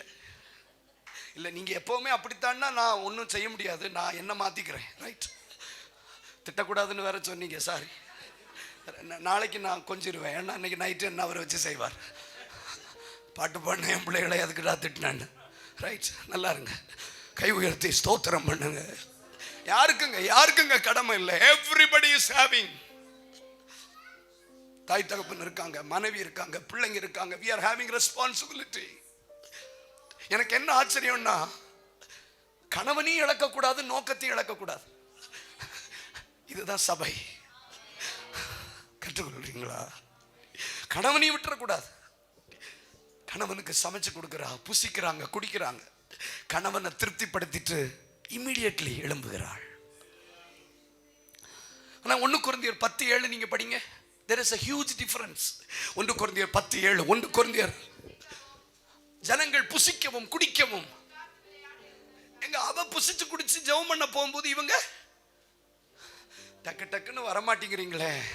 அவன் புசிச்சு குடிச்சு ஜெபம் பண்ண போறா, இவங்க கடமையை செய்யறாங்க, நோக்கத்தை மறந்துடுறாங்க. கண்ணீரோடு ஆவியானவர் நம் நடுவில் வந்திருக்கிறார். சபையில நல்ல கையை தட்டுறோம், நல்லா ஆராதிக்கிறோம். கொஞ்சம் வெளியில போயிட்டோம்னா, வேலைக்கு போயிட்டோம்னா, இந்த 3 நாள் கன்வென்ஷனுக்கு பிறகு வெளியில போன உடனே எல்லாத்தையும் மறந்து விடுகிறோம். ஆனா ஆண்டவர் சொல்றாரு, நீ கடமையை செய், ஆனா உன் நோக்கத்துக்காக எழுந்துரு. கரங்களை உயர்த்துங்க. என் கடமை என் நோக்கத்தை செய்வதற்கு தடையா இருக்குன்னு யாரும் சொல்ல முடியாது. நீ குடும்பத்தை நடத்தி கொண்டே சிறுவர் ஊழியத்தை செய்யலாம். நீ குடும்பத்தை நடத்தி கொண்டே மன்றாட்டு வீரனா இருக்கலாம். ஜெபிக்க மனதுள்ளவங்க மட்டும் கையை உயர்த்தி ஜெபிங்க. யாரோ இப்படி சொல்றீங்க, கல்யாணத்துக்கு பிறகுதான் இப்படி ஆயிட்டேன்னு. அன்னாள் சொல்லுகிறாள், இல்ல, என் கடமை என் நோக்கத்திற்கு தடை அல்ல. நான் ஒரு தீர்க்க தரிசன வார்த்தையை பரிசுத்த ஆவியானவருடைய ஏவுதலால் சொல்லுகிறேன். வீட்டையும் கட்டிட்டா, தேவனுடைய சபையும் கட்டினார்கள். இந்த சபையை குறித்து சாட்சி சொல்லப்பட போகிறது. கணவனையும் ஆதாயப்படுத்தி கொண்டாள், தேவ நாமத்தையும் நிறைவேற்றினாள்.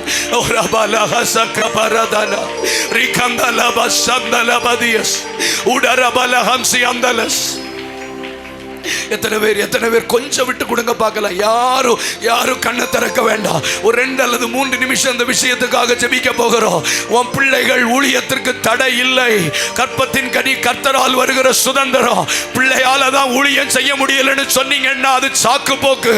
ஓ அண்ணாளே, எப்படி அண்ணாளே கடமையும் செய்து நோக்கத்துக்காக எழுந்திருந்து இவ்வளவு சாப்பிட்டுட்டு எப்படி சீலோவிலே வந்து என் நோக்கம் என்னை நெருக்குகிறது.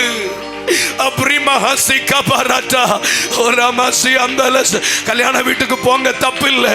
சொந்தக்காரங்களை பாருங்க, தப்பு இல்லை. ஆனா உன் நோக்கத்துக்கு திரும்பிரு. உன் நோக்கத்துக்கு திரும்பிரு. வேடிக்கை பார்க்குறீங்க நிறைய பேர். உன் நோக்கத்துக்கு திரும்பிரு. குடும்பத்துக்காக நோக்கத்தை மறந்தவர்கள் நிறைய பேர் இங்க உட்கார்ந்து இருக்கிறீங்க. குடும்பங்களுக்காக, கணவருக்காக, பிள்ளைகளுக்காக. ஆனா இன்றைக்கு இந்த 2வது ராத்திரி, 23வது அபிஷேக பெருவிழாவின் 2வது ராத்திரி, நீ கடமையும் செய்து நோக்கத்தையும் நிறைவேற்றுகிற சபையாக கர்த்தர் உன்னை பலப்படுத்துகிறார். முடியும் முடியும் முடியும் முடியும். It is possible, it is possible, it is possible. College படித்துக் கொண்டே நீ ஊழியம் செய்யலாம். முழு நேரம் தான் வரணும்னு அவசியம் இல்லை. நீ வேலை செய்து கொண்டே ஊழியம் செய்யலாம். வானம் திறக்கப்படுகிறது. சிலர் மேல் பரிசுத்தாவின் அபிஷேகம், இந்த வார்த்தைக்குரிய அபிஷேகம் சில தாய்மார்கள் மேல இறங்கி வருகிறது. இந்த வருஷம் ஒரு தேவ சத்தம் கேட்பீங்க. பிள்ளையும் சாட்சியா படிக்க வச்சு திருமணம் பண்ணிட்டாங்க. தேவராஜ்யத்தை கட்டிட்டாங்க. தேவராஜ்யத்தை கட்டிட்டாங்க.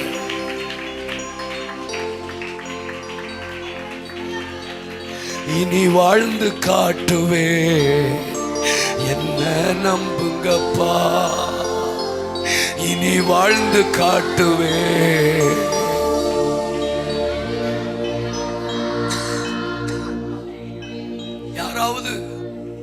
யாராவது ஏதாவது சொல்லிட்டா we are getting cool down.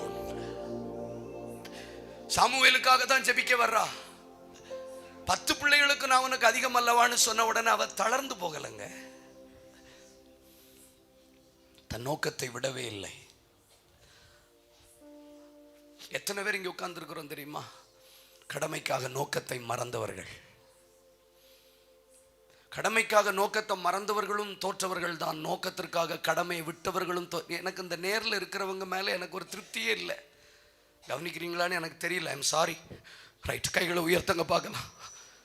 ஏதோ ரைட், ஏதோ எவனோ ஒருத்தன் கத்துறான் அப்படிதானா? ரைட், கொஞ்சம் கை உயர்த்தங்க பார்க்கலாம்.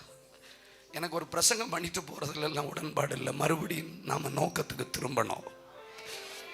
நிறைய பேச வேண்டியது இருக்குது. கொஞ்சம் வாய் திறந்து ஜெபிங்க.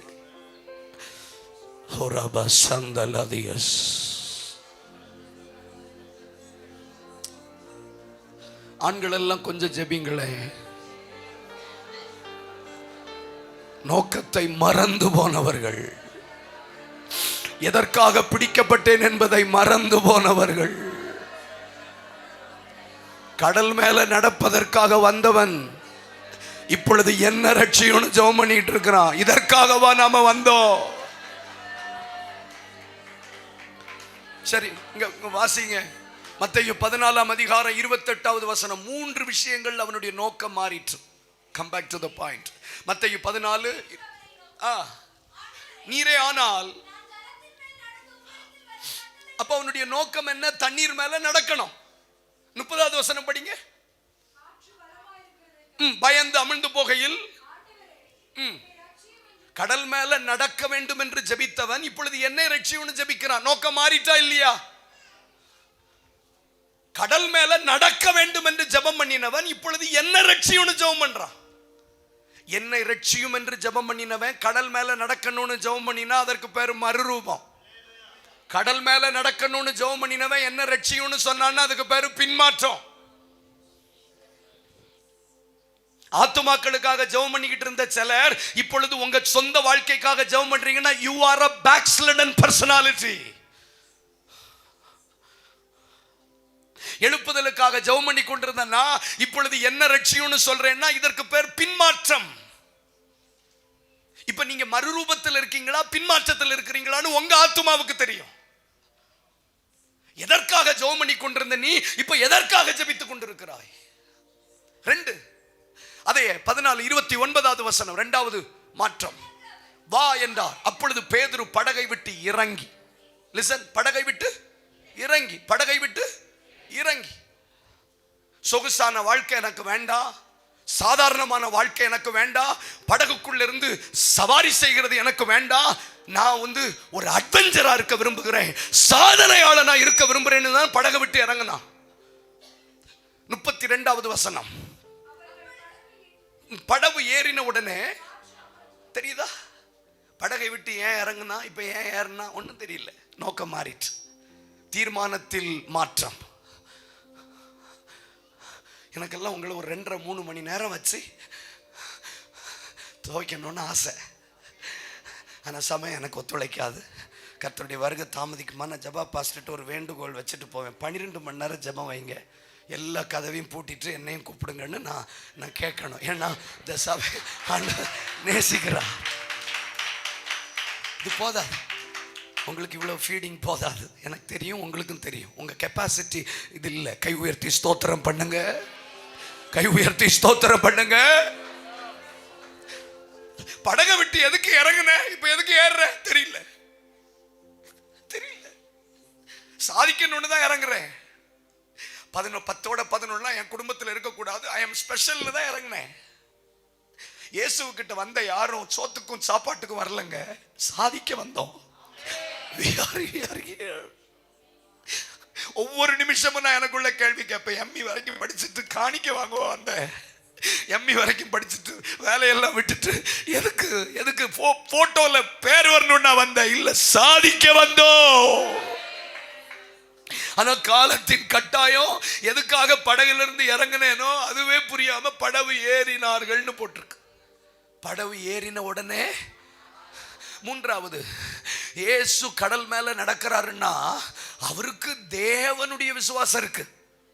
He is God, அவர் சர்வ வல்லமையுள்ள தேவன், அதன் மேல கடல்ல நடக்கிறார். அப்ப பேதுருவும் கடல் மேல நடக்கிறான்னா இயேசுக்குள்ள இருந்த அதே விசுவாசம் இருந்ததுனாலதான் 29 படிச்சீங்கன்னா நடந்தான்னு போட்டிருக்கா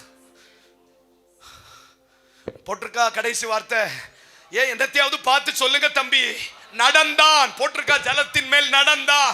ஆனா நடந்ததை யாரும் பேச மாட்டாங்க, நடந்ததை பைபிள் மட்டும்தான் பேசும். விழுந்தாங்கிறத தான் உலகம் பேசும், நடந்தாங்கிறதை ஆண்டவர் பேசுவார்.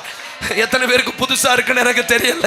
விழுந்தா என் ஆண்டவருக்கு நடந்ததுக்கு ஹிஸ்டரி வைத்திருக்கிறார். நடந்தான். ஜபத்தில் மாற்றம் வந்துச்சு, தீர்மானத்தில் மாற்றம் வந்துச்சு, ஆவிக்குரிய ரீதியில் ஸ்பிரிச்சுவல் ஃபோக்கஸ் சேஞ்ச். தேவனுக்கு அடுத்த விசுவாசம் இருந்த பேதுருவுக்குள்ள இப்பொழுது அற்ப விசுவாசியே சந்தேகப்படக்கூடிய அளவுக்கு அடிமட்டத்திற்கு போய்விட்டான். மிகுந்த கண்ணீரோட சொல்லுகிறேன், வராதவங்க நடுவில் நீ வந்தேன்னு நினைச்சு சந்தோஷப்படவா, வந்த நீயும் வாழ்க்கைக்காக போராடுறியன்னு வருத்தப்படவா? வராதவங்க நடுவில் வந்தியப்பான்னு உன்னை வெல்கம் பண்ணனா, வந்த நீயும் சொந்த வாழ்க்கைக்காக போராடி கொண்டிருக்கிறாயே, நான் என்ன செய்வேன்? அந்த ஆதங்கத்தில் யாக்கம் திட்டுறாரு. அற்ப விசுவாசியே, நல்லா தானே இருந்த, நல்ல சவாலோட தானே தண்ணியில் இறங்கின, நடக்கத்தானே ஆரம்பித்த, யாரும் செய்யாததை செய்ய வந்தியேன்னு சந்தோஷப்பட்டேனே, என்ன போல வாழணும்னு நீ விரும்பினேன்னு சந்தோஷப்பட்டேனே, கொஞ்ச நேரத்துக்குள்ளே நீயும் சக மனிதனை போல சொந்த வாழ்க்கைக்காக போராடி கொண்டிருக்கிறாயே. எத்தனை பேரோடு கர்த்தர் பேசுறாருன்னு எனக்கு தெரியல. ஆனால் ஆவியில ஏவப்பட்டு சொல்லுகிறேன், நான் இறங்கினத நோக்கத்தை முடிக்காம நான் தோத்தவனாக படகு ஏற மாட்டேன். கொஞ்சம் என்ன கவனிங்க, எந்த குடும்பத்தை விட்டு சாதிக்க இறங்கினீங்களோ அதே குடும்பத்துக்கிட்ட தோத்தவங்களா போய் நிற்க போறீங்களா? நெவர். நான் செத்தாலும் சாவேனே தவிர, அது எந்த படகுல இருந்து சாதிக்க இறங்கினேனோ அதே படகுல நனைந்த வஸ்திரத்தோடு மரண பயத்தோடு ஒருவன் போய் நிற்கிறான். செத்தாலும் அந்த நிலைமை ஜெயசிக்கு வரக்கூடாது. கையை தட்டு.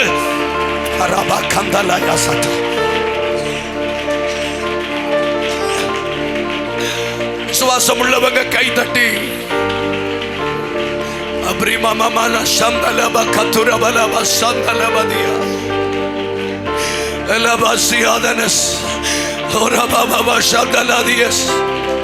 நீ வந்தது எதற்காக? ரட்சிக்கப்பட்டது எதற்காக? ஊழியத்துக்கு ஒப்பு கொடுத்தது எதற்காக? இப்ப நீ என்ன செய்து கொண்டிருக்கிறாய்?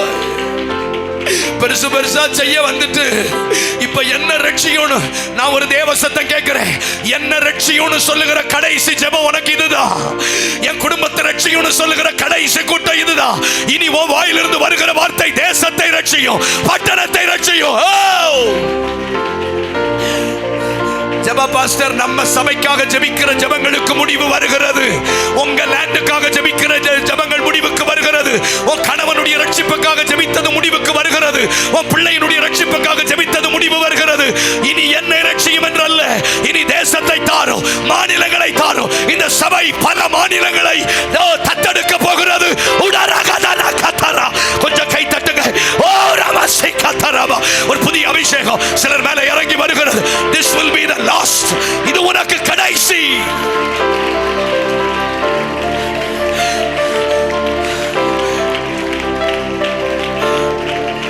இன்னும் எத்தனை தூரம் பயணம் செய்யணும் நாதா,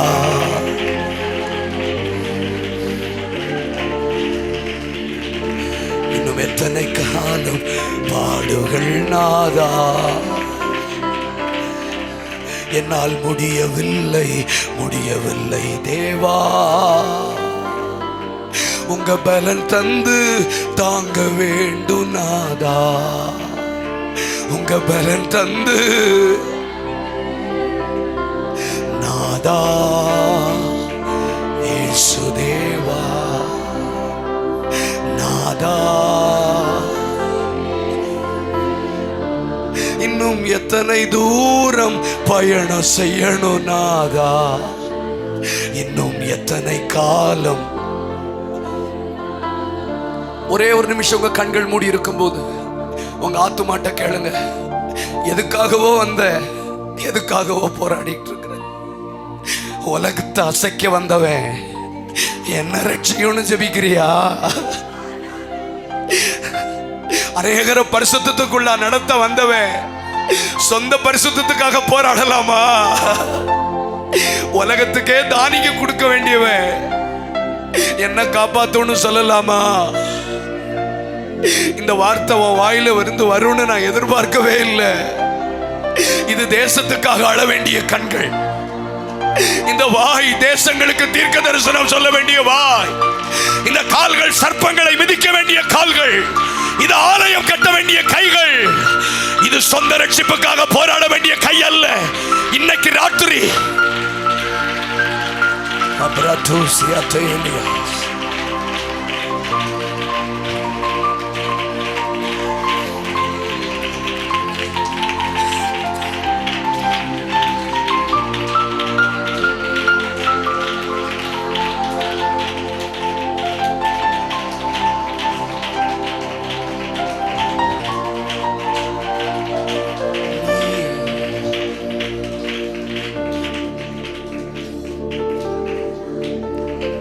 கவனிக்கிறீங்களா? பிசாசனுடைய பெரிய தந்திரம் என்ன தெரியுமா? கடைசி வரைக்கும் என்ன ரட்சியும்னு சொல்லி அவன் வாழ்க்கையை குறுக்கி விடுவான். முடிக்க போறோம். ஆனா இந்த தந்திரத்தை தெரியாம தான் நாமளும் கடைசி வரைக்கும். இன்னைக்கு என்ன ஜெப குறிப்பு நமக்குள்ள மேலோங்கி நிற்குது சொல்லுங்க? உங்களுக்கு தெரியும், உங்க ஆத்மாவுக்கு தெரியும். பெருசா ஆண்டவருக்காக சாதிக்கலான்னு ஊழியத்துக்கு வந்தபோது அப்பா பலவீனப்பட்டார், வியாதி அடைந்தார். அவர் ஹாஸ்பிட்டலுக்கும் ஸ்கேன் சென்டருக்கும் கூட்டிட்டு போறது என்னுடைய வாடிக்கையாக மாறி போனது. ஒரு நாள் எம்ஆர்ஐ ஸ்கேன் எடுக்க சொல்லிட்டாங்க. ஹாஸ்பிட்டலில் பயங்கர கியூ வெயிட் பண்ணிட்டு இருக்கிறோம். ஸ்கேன் எடுத்தாங்க, சரியா கிளாரிட்டி கிடைக்கல, தண்ணி குடிச்சிட்டு வர சொன்னாங்க.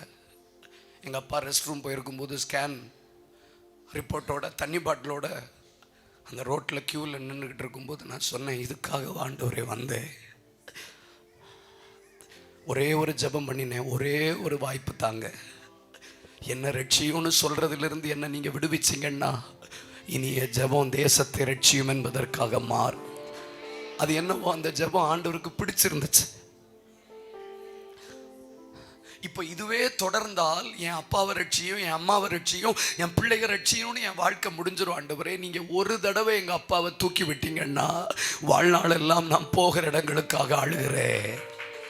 ஆண்டவருக்கு அது உகந்ததா இருந்தது. அதற்கு நான் எடுத்துக்கொண்ட ஆதார வசனம் என்ன தெரியுமா? யூதா இளையவனை போக விடும், அவனுக்கு பதிலாக நான் இங்கே அடிமையாக இருப்பேன். உங்களுக்கு புரிஞ்சதா புரியலையானு கூட தெரியல. இளையவனை போக விடும், அவனுக்கு பதிலாக நான் இங்கே அடிமையா இருக்கிறேன் அப்படின்னு யூதா சொன்ன உடனே பென்யமீனை போக விட்டுட்டான். யூதா அடிமையா இருந்தான். ஆனா அடிமையா இருப்பேன்னு சொன்ன யூதாவையும் கர்த்தர் விடுதலையாக்கினார். என் புருஷனை போக விடும், அதற்கு பதிலாக நான் அடிமையா இருக்கிறேன். என் புருஷனுக்காக யாரோ இப்படி ஜெபிக்கிறீங்க.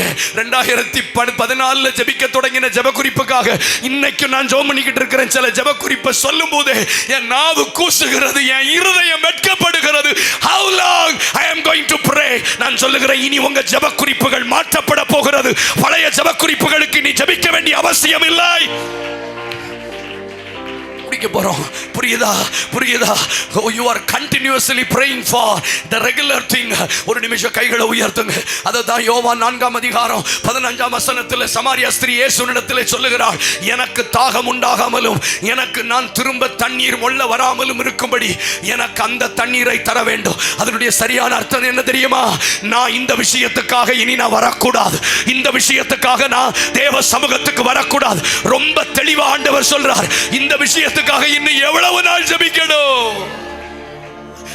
என் வாழ்க்கையே போயிட்டு, கூப்பிடுங்க, ஜெபிங்க, என் வாழ்க்கையே போயிட்டு. ரபா கந்தலயா. ஜெபிக்காதவங்களுக்கு இது புரிய கஷ்டம், ஜெபிக்காதவங்களுக்கு இது புரியாது. அடிமை நானாண்டவரே, என்னை ஆட்கொள்ளும் என் தெய்வமே, அடிமை நான் ஆண்டவரே, என்னை ஆட்கொள்ளும் தெய்வமே, தெய்வமே, அடிமை நான் ஆட்கொள்ளும் தெய்வமே.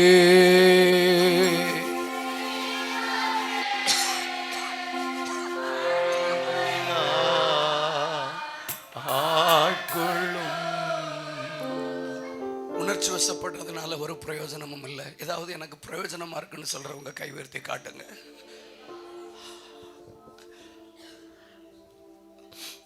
திரும்பி பார்க்குறேன், ஊழியத்துக்கு வந்து 10 வருஷம் ஆகுது. கிட்டத்தட்ட 8 வருஷங்களா சத்துரு திருப்பி திருப்பி திருப்பி நோக்கத்தை மறக்க வைத்து சொந்த பிரச்சனைகளுக்காகவே ஜெபிக்க வைக்கிறான். நம்ம பேதுரு கேட்குறார், அந்த ஒரு தடவை என்ன தூக்கி விட்டீங்கன்னா அடுத்த தடவையிலிருந்து நான் அலங்கார வாசல் இருக்கிற முடவர்களை தூக்கி விடுவேன். எத்தனை பேர் என் கூட சேர்ந்து ஜெபிக்க ஆயத்தம்?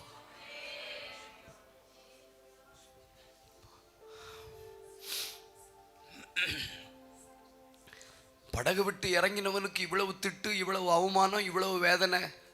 ஆனால் படகுல இருந்தவங்க நிலைமையை பாருங்க, ரொம்ப சொஃபஸ்டிகேட்டட். எழுப்புதல் இல்லாதவங்க கிட்ட ஒரு லிமிட்டுக்கு மேலே ஆண்டவர் பேச முடியாது. ஈவன் நாங்களே பேசணும்னு நினைச்சாலும் ஆண்டவர் தடை பண்ணுவார். I know that. மத்தேயு 14:33 வசனத்தை நீங்க படிச்சு பார்த்தீங்கன்னா, மத்தேயு 14:33 வாசிங்க. அப்பொழுது படவில் உள்ளவர்கள் வந்து, மெய்யாகவே நீர் தேவனுடைய குமாரன். பாருங்க, சாதிக்க வராதவங்களுக்கு பிரச்சனையே இல்லை, சாதாரணமாய் வாழுகிறவர்களுக்கு போராட்டமே இல்லை. ஆனா சாதிக்க இறங்கினவனுக்கு அவிசுவாசமும் சந்தேகமும் குடிக்கொண்டிருந்தது. ஒரு அடையாளம் நான் உங்களுக்கு சொல்றேன், உங்களுக்கு அதிகமாய் அவிசுவாசமும் சந்தேகமும் வருகிறதானால் நீங்கள் சாதிக்க இறங்கி இருக்கிறீர்கள் என்று அர்த்தம்.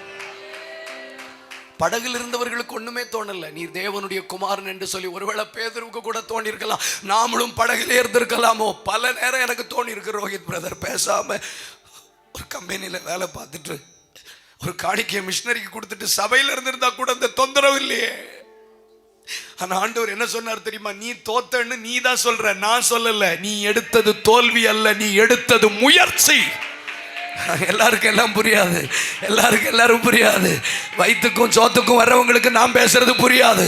நீ தோற்றன்னு நான் சொல்லல. You are taking attempt. You are taking attempt. ஆனா ஒன்னு சொல்லட்டுமா, நாளைக்கு சபை கட்டணும்னு தோணுச்சதுன்னா உன் கல்லு மேலதான் கட்டுவா. கை தட்டுங்க, பரலோக ராஜ்யத்தின் திறவுகோல்களை உன் கையில தருவார். கை தட்டுங்க பார்க்கலாம்.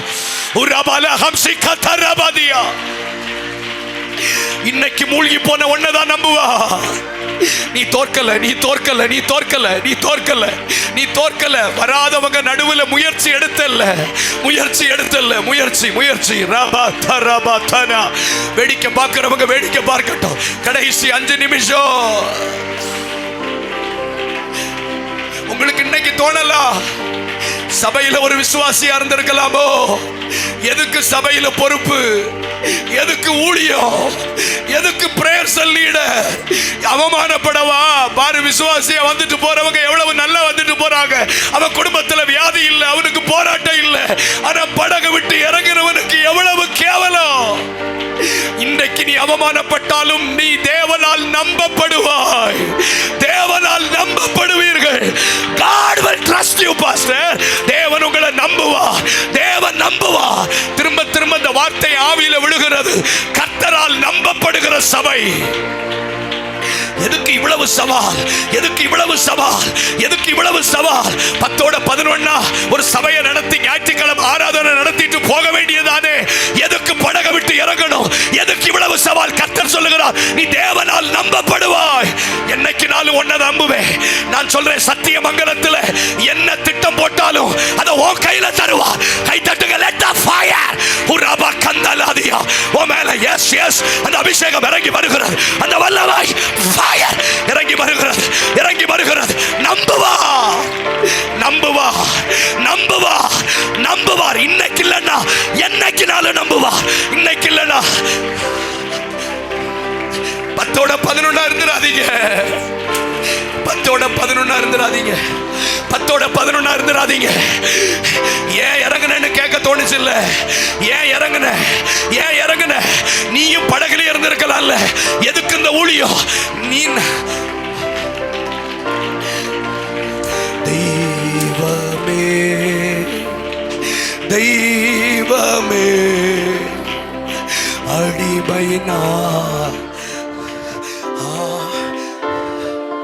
அடிமை நான் ஆண்டவரே.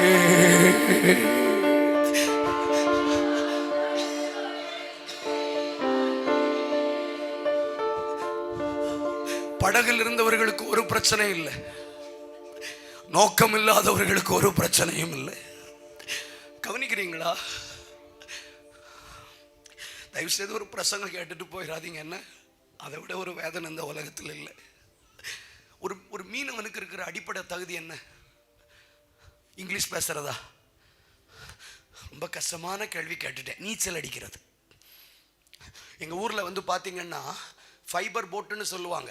வள்ளம், சின்ன வள்ளங்கள் எல்லாம் நீச்சல் அடித்து போய் தள்ளி விட்டு தான் உள்ளே ஏறுவாங்க. தேங்க்யூ.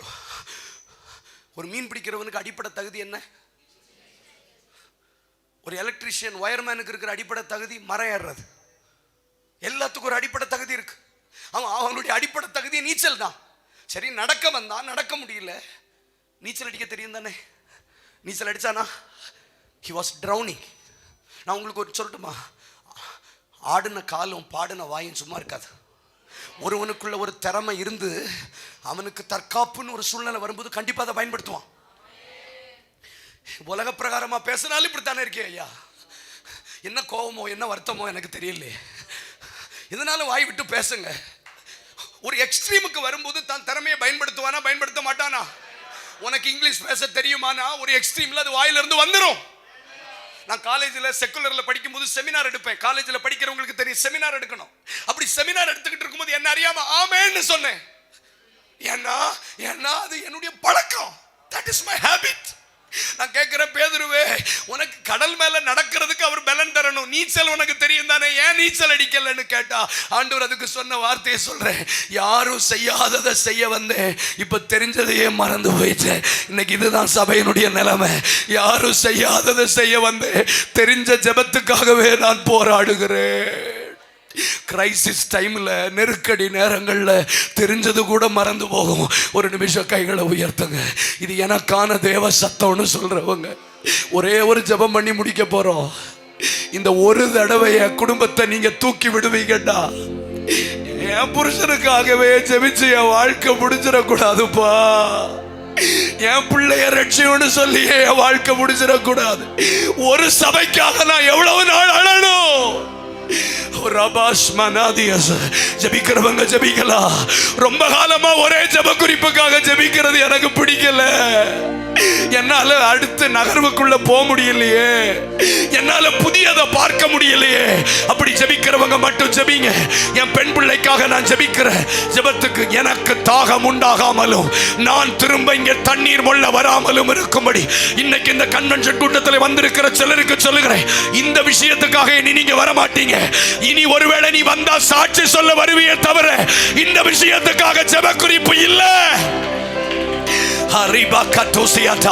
ஜார்ஜ் முல்லர் மாதிரி ஜெபத்துக்கு பதில் கிடைத்து விட்டது என்று டிக்கடிக்கிற வருஷம் இதுவே. சுவாசிக்கிறவங்க கை தட்டு.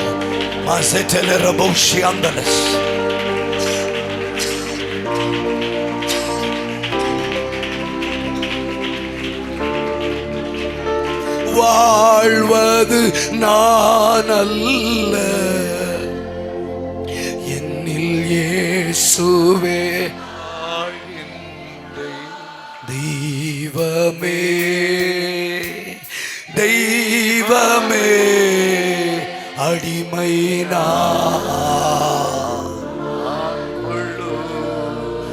ஒரே ஒரு வசனம் மத்தேயு 14:32 சேர்ந்து வாசிங்க.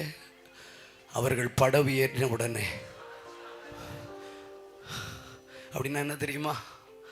என்ன நோக்கத்திற்காக வந்தானோ அந்த நோக்கத்தை விட்டு பின் வாங்கின உடனே காற்று அமர்ந்தது. இது உண்மையிலேயே இயற்கையாக வந்த காற்றானா? இவன் படகு ஏறினாலும் காற்று அடிக்கத்தானே செய்யணும். இது இயற்கையான காற்று இல்லை. இப்போ உங்கள் குடும்பத்தில் நீங்கள் சந்திக்கிற காற்று இது இயற்கையான காற்று இல்லை. It's a spiritual wind. நான் ஒரே ஒரு கேள்வி கேட்குறேன், நான் அதுக்கப்புறம் முடிச்சிடுறேன், டைம் இல்லை. நான் வீட்டுக்குள்ளே வந்ததுனால மழை நின்று போச்சுன்னா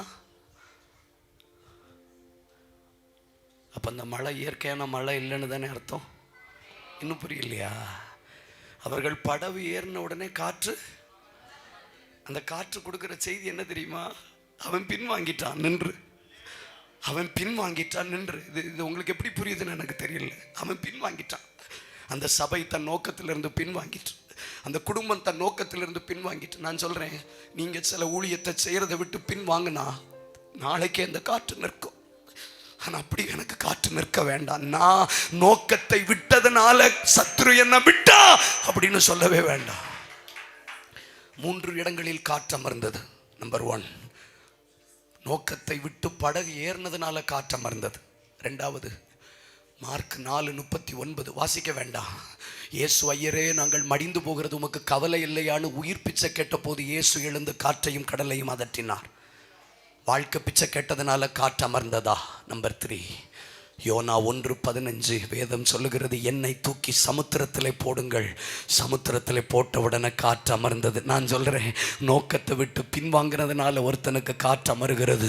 ஒரு கூட்டம் உயிர் பிச்சை கேட்டதுனால காற்று அமருகிறது. ஒருத்தன் சொல்கிறான், என்ன காற்றுக்கு எதிராக தூக்கி போடுங்க, நான் எதிராக போய் காற்றை அமர்த்துவேன். நான் சொல்கிறேன், ஒரே ஒரு நிமிஷம் கண்ணை மூடுங்க. Close your Bibles, close your Bibles. உங்களுக்கு பிரச்சனையே வேண்டான்னா நோக்கத்தை விட்டு திரும்பி போங்க. உயிர் பிச்சை கேட்டாலும் காற்று அமரும். ஆனால் காற்றை எதிராக சந்தித்து நல்ல கைகளை உயர்த்துங்க. இன்னைக்கு அதில் எவ்வளவு பரியாச சத்தம் இருக்கு பார்த்தீங்களா? ஒரு 2 நிமிஷம் கை உயர்த்த முடிந்தவர்கள், உங்களுக்கு ஜெபிக்க முடியுமா? நான் ஜெபிங்க. யாரும் செய்யாததை செய்ய வந்தவன் நோக்கத்தை மறந்து படகு ஏறின உடனே காற்று அமர்ந்தது. சபையில் சின்ன சின்ன ஊழியம் செய்யறதை விட்டுட்டு நீங்க சாதாரணமா படகு ஏறிட்டீங்கன்னு வைங்களே, அடிக்கடி வருகிற அந்த தலைவலி வராது, அந்த போராட்டம் நின்றும். ஏன்னா இது இயற்கை காற்று அல்ல. வாலிபர்கள், போதாதே தம்பி, தம்பி போதாதேப்பா, போதாதேப்பா, ஒரு பாரம் இல்லையே, ஒரு பாரம் இல்லையே. படிப்படியாக இந்த 2வது ராத்திரி கற்றுக் கொடுத்த வார்த்தைகளை ஜெபத்துல கொண்டு வாங்க. என்ன வந்தாலும் நோக்கத்தை விட்டு திசை திரும்ப மாட்டேன். கடமைக்காக நோக்கத்தை விட மாட்டேன். கடமையும் செய்து நோக்கத்துக்காக நான் எழுந்திருப்பேன். சாதிக்கலான்னு வந்த நான் இப்பொழுது நோக்கத்தை மறந்து படகு ஏறுகிறேன். படகு ஏறணும்னு தான் அந்த காற்று வீசுது. ஆனா நீங்க அதையும் தாண்டி நிற்பீர்களானா நீ நின்று காற்று அதட்டணுமே தவிர படகு ஏறினதுனால காற்று அமரக்கூடாது. சத்தியமங்கலத்தில் ஜேஎஸ்சி சபை பின்வாங்கினதுனால காற்று அமர்ந்ததுன்னு சொல்லக்கூடாது. நீ நின்று காற்றை அமர்த்தணும். கை தட்டுங்க. ஒரு புதிய அபிஷேகம் இந்த இரண்டாவது ராத்திரி. கர்த்தர் சொல்றாரு, உங்களை நம்புவார் பாஸ்டர், உங்களை நம்புவார், உங்களை நம்புவார், உங்களை நம்புவார், உங்களை நம்புவார். இவ்வளவு இந்த சபை ரிஸ்க் எடுக்க கூடாதுன்னு சொன்னாங்களா? இவ்வளவு ரிஸ்க் எடுக்கிறாங்க, இவ்வளவு இவ்வளவு அட்வென்ச்சர் வேண்டான்னு சொன்னாங்கல்ல. உன்னை என்னைக்குனாலும் உன்னை நம்புவேன். சத்தியமங்கலத்தில் என்னனாலும் உன்னை கர்த்தர் கான்டாக்ட் பண்ண போறா. God will contact you. சபை விசுவாசிகளை தொடர்பு கொள்ள போகிறார். அடுத்த எழுப்புதலுக்காக உன்னை தொடர்பு கொள்ள போகிறார். இந்த கல்லின் மேல் என் சபையை கட்டுவேன். I will build my church. கை தட்டுறவங்க நல்ல தட்டுங்க. ஒரு புதிய அபிஷேகம். பரலோக ராஜ்யத்தின் திறவுகோல்களை உனக்கு தருவேன். பிதாவின் வெளிப்பாடை உன்னை நம்பி தருவேன். என் ஆடுகளை மேய்க்கிற விஷயத்தை உன்னை நம்பி தருவேன். என்ன யாரும் வராதவங்க நடுவில் வரணும்னு கால் வைத்தையே உன்னை நான் நம்புவேன். ஆனா திரும்பி போயிடாத. உன் நோக்கத்தில் உறுதியாயிரு, உன் நோக்கத்தில் உறுதியாயிரு. யாரும் செய்யாததை செய்ய வந்த நீ இப்பொழுது என்னை ரட்சியும் என்று சொல்லுகிறது தேவனுக்கு சித்தம் அல்ல. என்னை ரட்சியும் என்கிற சத்தம் முடிவுக்கு வருகிறது.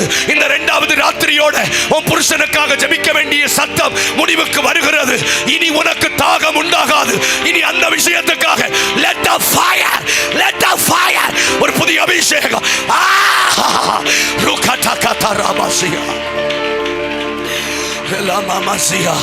சபையின் ஜெபக்குறிப்புகள் மாற்றப்படுகிறது. சபையின் பிரமாணங்கள் மாற்றப்படுகிறது. பழைய விஷயங்களுக்கு இனி ஜெபிக்க மாட்டோம். இனி பழைய விஷயத்துக்காக போராட மாட்டோம். இனி எனக்கு தாகம் உண்டாகாமலும் ஒரு தடவை என்ன தூக்கி விடுங்க. இனி தூக்கி விடப்பட வேண்டிய இடத்தில் நீ இல்லை. இனி உன் மூலமாய் சபைகள் தூக்கி விடப்படும். உன் மூலமாய் முழவர்கள் தூக்கி விடப்படுவார்கள். தபித்தால் தூக்கி விடப்படுவார்கள். கை தட்டுங்க.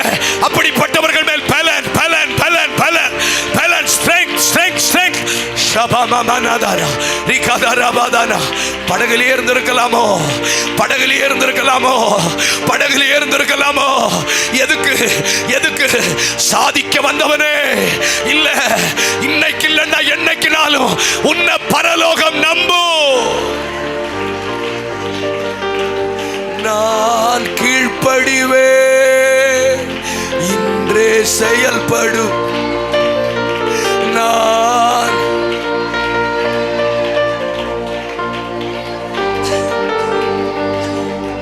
இனி வாழ்ந்து காட்டுவேன். என்ன நம்புங்கப்பா.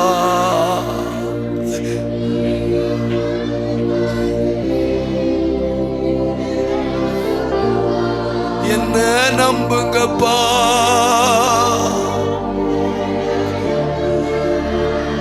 என்ன நம்புங்கப்பா.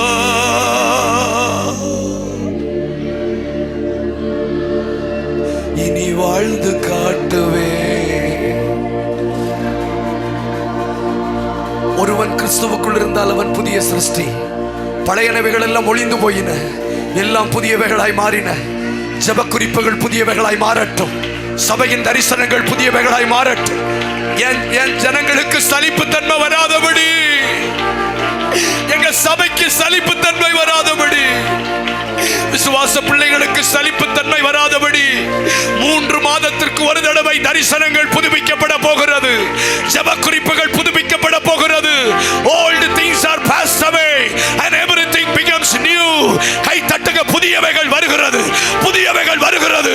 புதிய தரிசனம், புதிய இடம், புதிய ஷபானா ரஹூஷ்மனாதியஸ். புதிய இடங்கள் வருகிறது, புதிய திட்டங்கள் வருகிறது. 2 செகண்ட் கை தட்டுங்க பார்க்கலாம். ரொம்ப காலமாய் ஒரே ஜெபம் பண்ணி கொண்டிருக்கிற சிலருக்கு புதிய ஜெபக்குறிப்புகள், புதிய தரிசனங்கள், புதிய இடங்கள். இனி உன் கண்கள் புதியதை தரிசிக்கும். புது அந்நிய பாஷைகள், புதிய தரிசனங்கள், புதிய திட்டங்கள். ரொம்ப காலம் பழையதுல கர்த்தர் நடத்த பயன்படுத்த மாட்டார். அதனாலதான் பேதுருவை பார்த்து சொன்னார், நீ இனி மனுஷனை பிடிக்கிறவனாவாய். ரொம்ப நாள் மீன் பிடிச்சு சலிச்சு போய் நிற்கிற பேதுருவே, நீ புதியவைகளை காண போகிறாய். ஜேஎஸ்சி சத்தியமங்கலம் புதியவைகளை காண போகிறது. குடும்பங்கள் புதியவைகளை காண போகிறது. வாலிபர்கள் புதியதை காண போகிறார்கள். மூப்பர்கள் புதியதை. ஒரு எல்லை தொடங்கி மறு எல்லை வரைக்கும் புதிய திட்டங்கள், புதிய தரிசனங்கள். ஓ ஷபானாதியா, எனக்கு தாகம் உண்டாகாமலும் நான் பானம் பண்ண வராமலும் இருக்கும்படி புதிய தண்ணீர், புதிய கிருபை.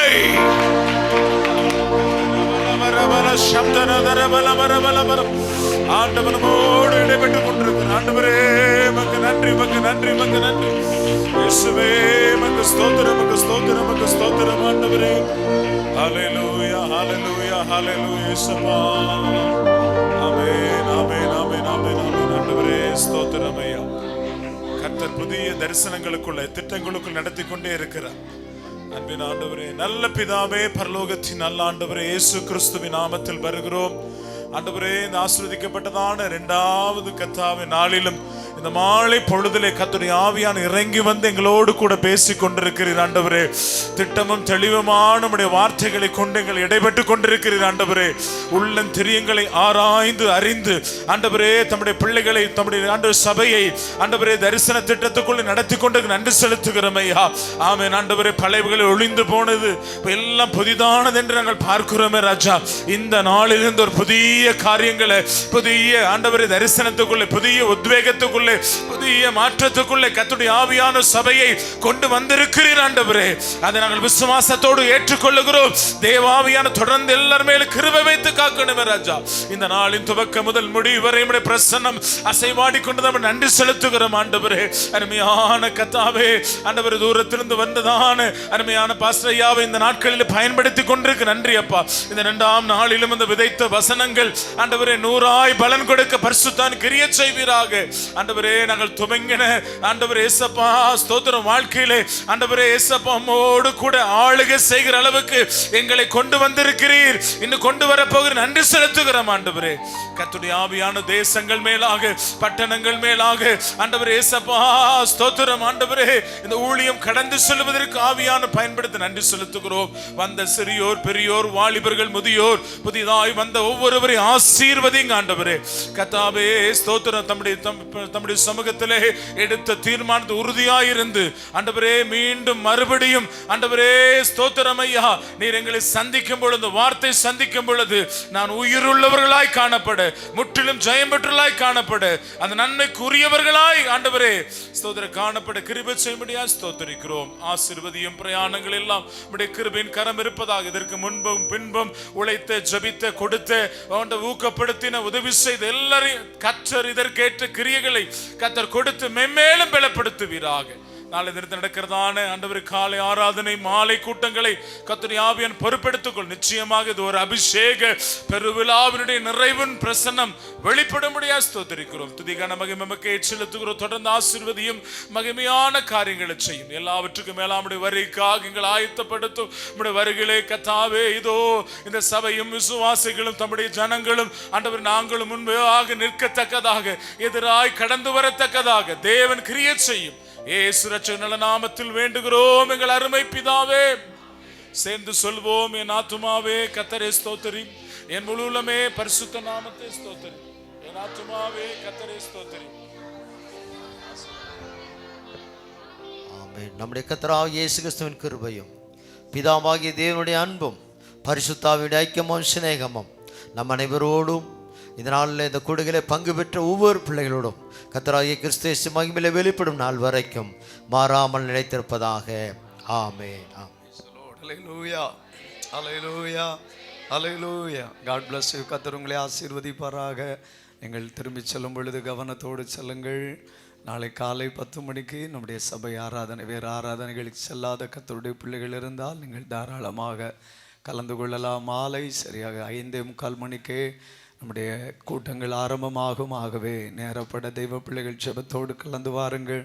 நாளை இரவு இன்னும் பாசை அவருடைய கரத்தில் கொஞ்சம் நேரம் கூட கொடுத்தா இன்னும் அந்த வாய்ப்புகள் நமக்கு பிரயோஜனமாக இருக்கும். ஜெபத்தோடு கலந்து கொள்ளுங்கள். கர்த்தர் உங்களை ஆசீர்வதிப்பாராக. சமாதானத்தோடு சென்று வாருங்கள். தெய்வ கிருபை உங்களோடு இருக்கட்டும். Praise the Lord.